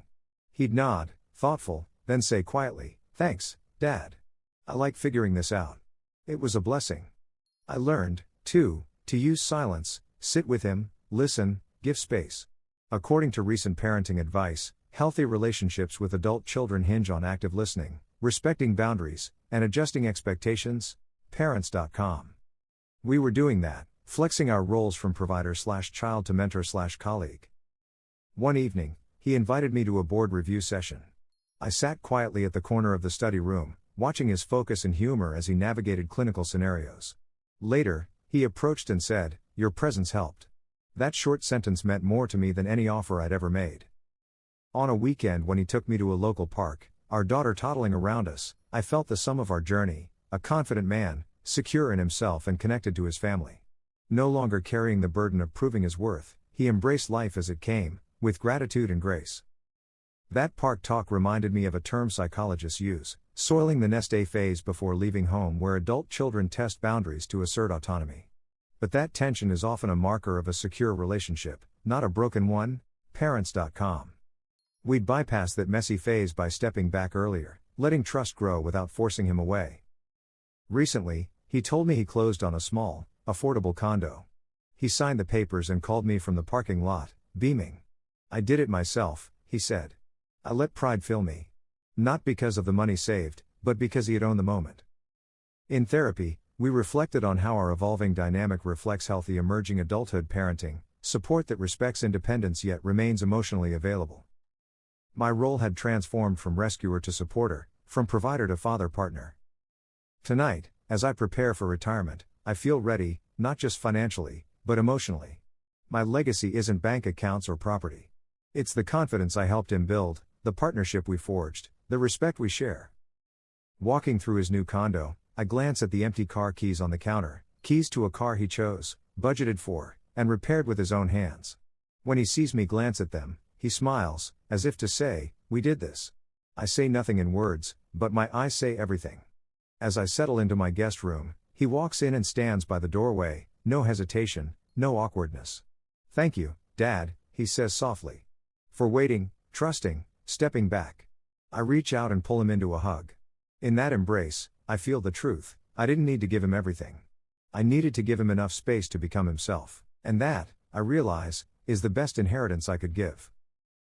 Story 8, Navigating the Storm, A Family's Journey Through Grief, Astrology, and the Healing Power of Love. For as long as I can remember, the month of July has unsettled me. Over the past 2 years, it has served as an unwelcome marker of hardship. 2 summers ago, I underwent a major ear surgery, a procedure that tested both my body and spirit. Last July brought even deeper pain. My father suffered a fatal stroke, and our quiet family of 3, my mother, younger brother, and I, felt the ground give way beneath us. Now, with July's return imminent, that familiar knot of dread tightens in my chest. I lie awake, wondering what this month might hold and what new sorrow might arrive. We are all grounded in emotions more fluid than solid. My mother and I share Pisces moon placements, and my brother carries an Aquarius moon. The ebb and flow of our empathy is profound, yet our collective sorrow in July feels overwhelming. I'm no stranger to astrology. I understand that as a sidereal Pisces moon, I am attuned to emotional currents and deeply affected by shifts in the cosmos. But the cycle of past pain in July, surgery aligned in 1 year, death in the next, worries me. Is this a cosmic pattern, something deeper than coincidence? Astrologically, July positions several powerful energies that could explain why this month feels precarious. Saturn enters retrograde mid-month, particularly pronounced in water signs like Pisces, prompting internal reckonings and emotional trials. Close on its heels, Neptune retrogrades through Pisces starting July 2nd. Its ethereal influence spirals us inward, demanding self-reflection and stirring hidden emotions. Sastrology.com. Even Mercury dips into retrograde later in the month, clouding communication and inviting misunderstandings just when emotional language is most essential. Traditional sources of sidereal astrology warn that full moons aligned with Saturn-Ketu configurations, Kala Sarpa yogas, magnify fated challenges, making July feel like a cosmic crucible. Furthermore, the sensitive nature of the Pisces moon, especially in sidereal charts, means that these retrogrades and lunar alignments can surface old wounds and trigger uncertainty. I understand now, my fear in July isn't paranoia, it's astronomy. The sky funnels energy into our water-laden emotions, asking us to face hidden grief, recalibrate belief systems, and confront unresolved tensions. It's as though the cosmos is nudging us toward inner work, whether we like it or not. Knowing this, I feel less powerless. I have prepared rituals to hold steady. I line up simple, grounding habits. Each morning, I light a candle by the ear surgery scar, a spirit bridge to hope and healing. My brother and I are planning a quiet check-in. Being Aquarius moon, he may feel more comfortable in conversation when emotions have shape, not vagueness. My mother and I will wake early on July 2nd, when Neptune turns retrograde, to share a gentle meditation session, soft music, deep breaths, a mutual promise to catch each other if the grief rises. When Saturn recedes around July 13th, I'll journal reflections on what felt stalled, unspoken tension, health anxieties, mourning that never fully concluded. Saturn in sidereal Pisces asks for emotional discipline, straightening our inner lives even while nostalgia pulls us backward. Acknowledging grief, letting ourselves feel it without falling into despair, may be enough to shift the pattern. I also plan to watch for the full moon effect around July 10th. Known to illuminate hidden feelings, this lunation may trigger tears, nostalgia, or anxiety. Planetaryinfluence.com. When that day arrives, we will share a family meal under low light. We will speak, not from the pressure to fix, but from the need to hold and witness. I'm scared or I miss him or I'm relieved we all still breathe. I hope honesty will diffuse any lurking toxicity in our silence. My sidereal Pisces moon tells me July is never gentle, but it also gifts me empathy, intuition, and creativity. I'll lean into those strengths. A midnight ocean sound playlist to soothe my nervous system. Sunrise journal pages filled with both gratitude and grief. A new sketchbook, because Pisces moons heal by creating, dreaming, giving form to hidden feelings. I hope friends will understand when I cancel plans in July, when invitations to celebrate feel too sharp against the edges of memory. I can explain, this time of year is a cosmic challenge for those of us with Pisces moons.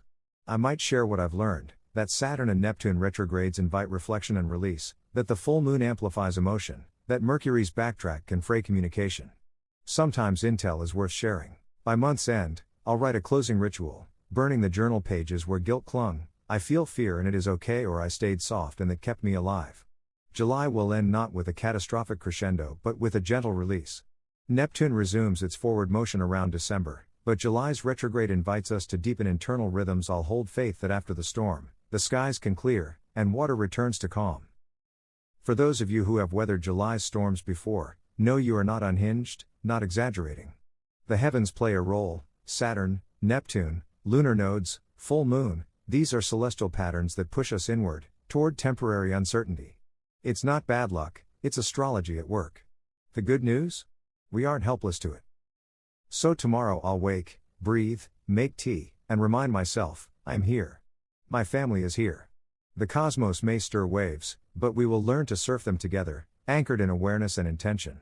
And perhaps this July will instead become a powerful turning, not a month of fear, but a beacon of resilience born through sorrow. The calendar has turned to July, and with it, the moonless nights carry an uneasy energy. I find myself sensing a current of tension under the surface of everyday life. It's the weight of expectation, the ghost of past loss. I watch my mother moving through the house with soft determination, her own Pisces moon echoing my unease, and I hear the skeletal rattle of memories, my ear pain, then my father's absence, a sequence of midsummer sorrow.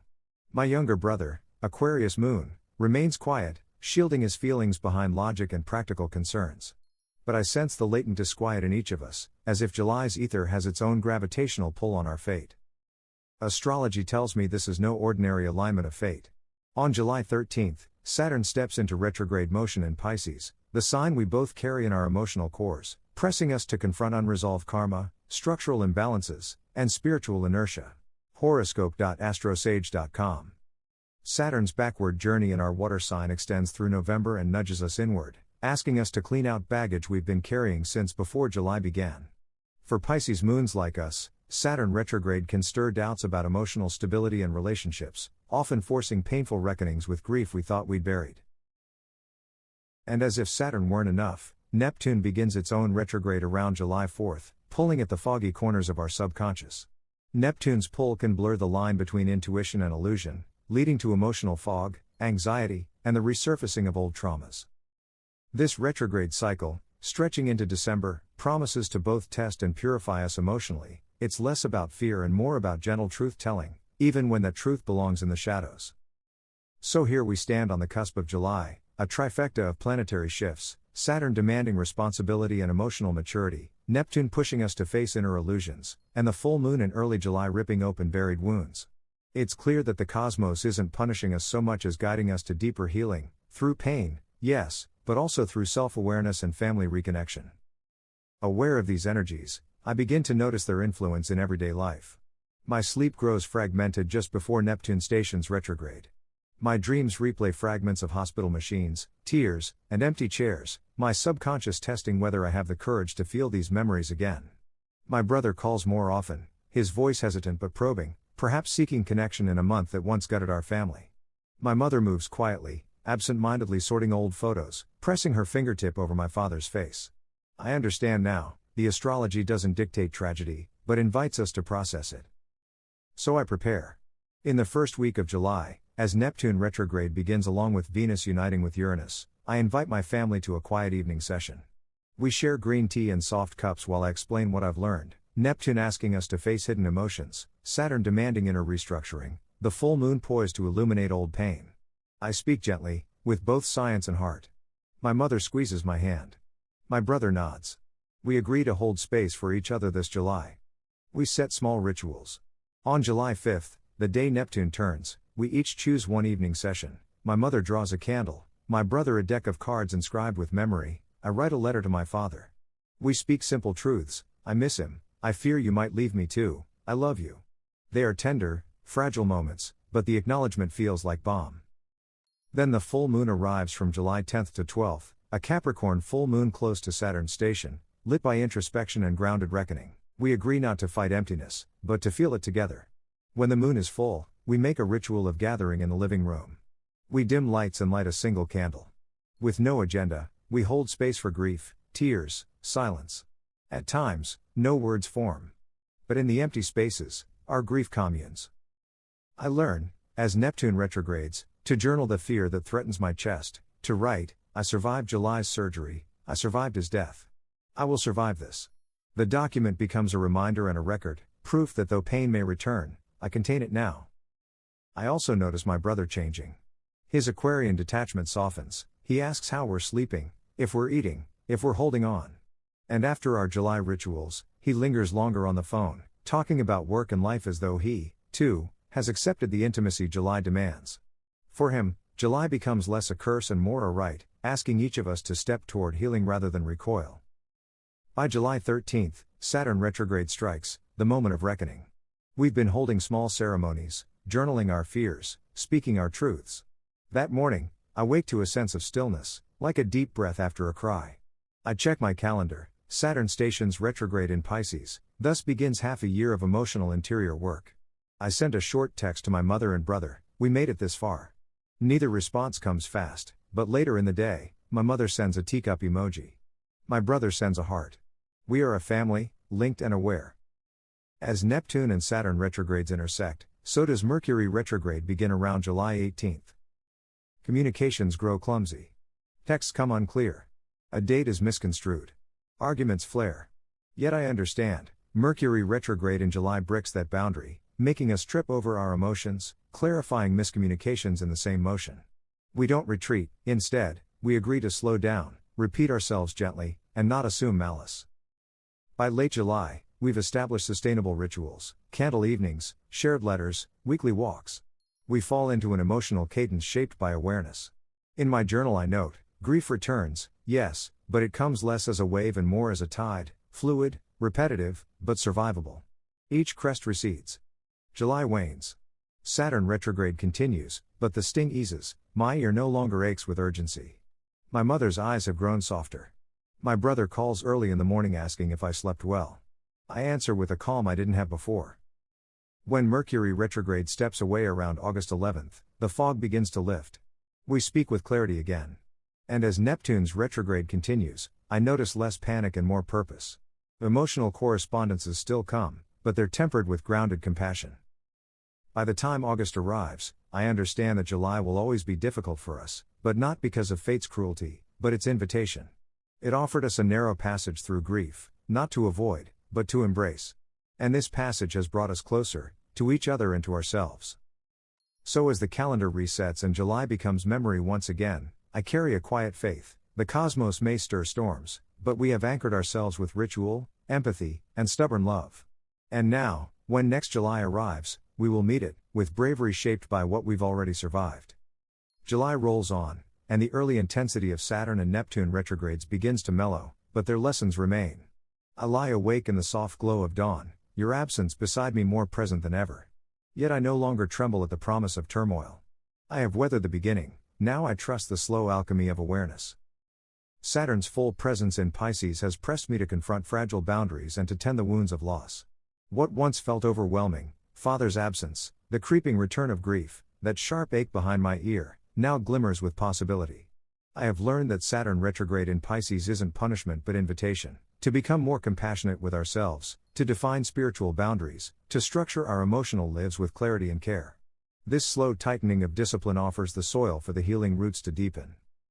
At the same time, Neptune's backward drift has peeled away comforting illusions, the belief that grief would always stay hidden, that emotional silence meant strength.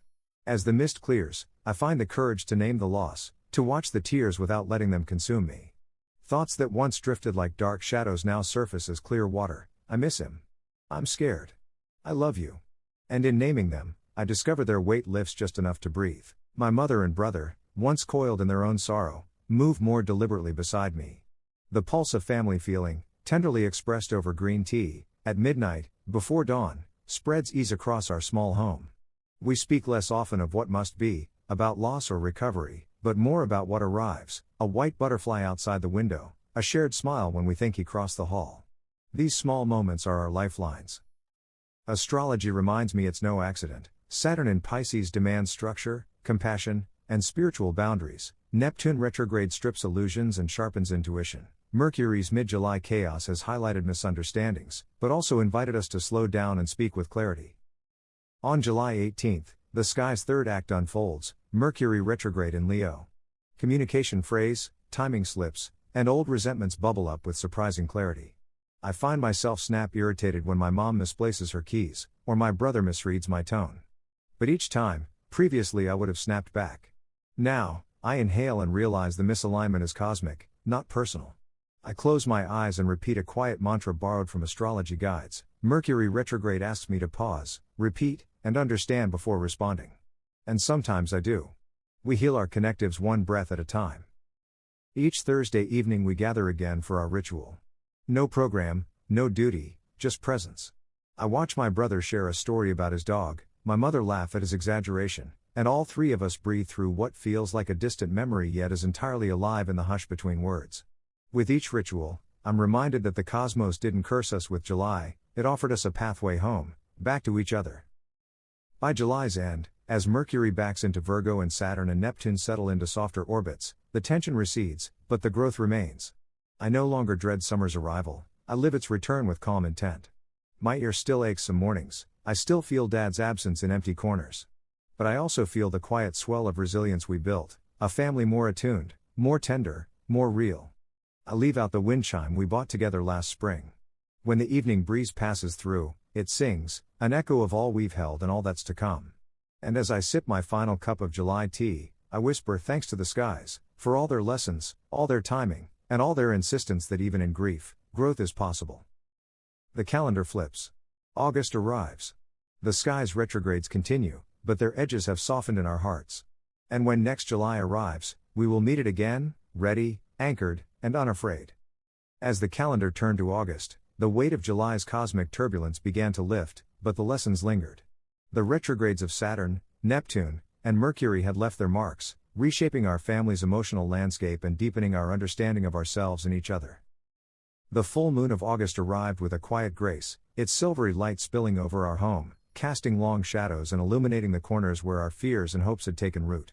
We had learned to navigate the complexities of our emotions, to honor the grief that had once overwhelmed us, and to embrace the healing that had begun. My mother, ever the nurturer, had found solace in the rituals we had established.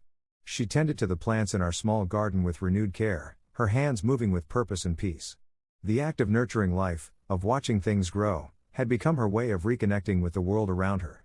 Each bloom was a testament to resilience, each leaf a symbol of recovery. My younger brother, whose Aquarian detachment had once kept him at arm's length from the depths of our shared sorrow, had begun to open up. His conversations were no longer just about logistics or the mundane details of daily life. He spoke of dreams, of fears, of the future. There was a vulnerability in his words now, a willingness to engage with the complexities of our shared experience. It was as if the cosmic alignments had stripped away the barriers he had built, allowing him to step into the fullness of his humanity. As for me, I had come to understand that healing was not a linear path. There were days when the ache of loss resurfaced, when the absence of my father felt as raw as it had in the early days of grief. But there were also days of profound peace, moments when I could sit in stillness and feel the presence of those I had lost, not as a void, but as a continuation of love and connection. We had learned to honor our emotions, to give them space without letting them define us. We had learned that grief was not something to be fixed, but something to be lived with, integrated into the fabric of our lives. And in this process, we had found a deeper sense of unity, a stronger bond forged in the crucible of shared experience. The retrogrades had been challenging, yes.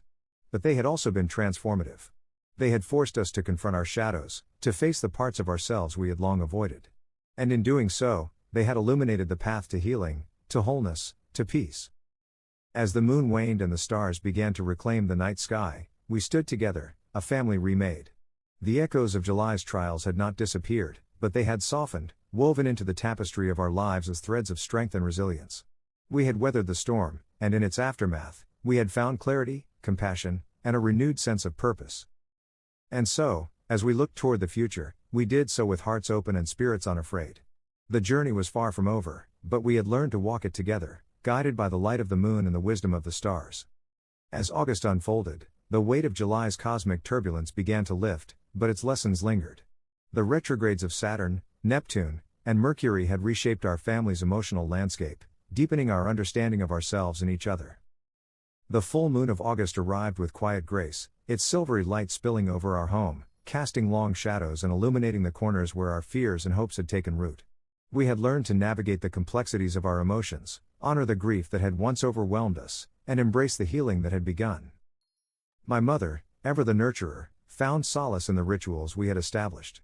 She tended to the plants in our small garden with renewed care, her hands moving with purpose and peace. The act of nurturing life had become her way of reconnecting with the world around her.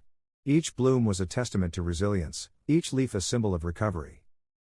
My younger brother, whose Aquarian detachment had once kept him at arm's length from the depths of our shared sorrow, began to open up.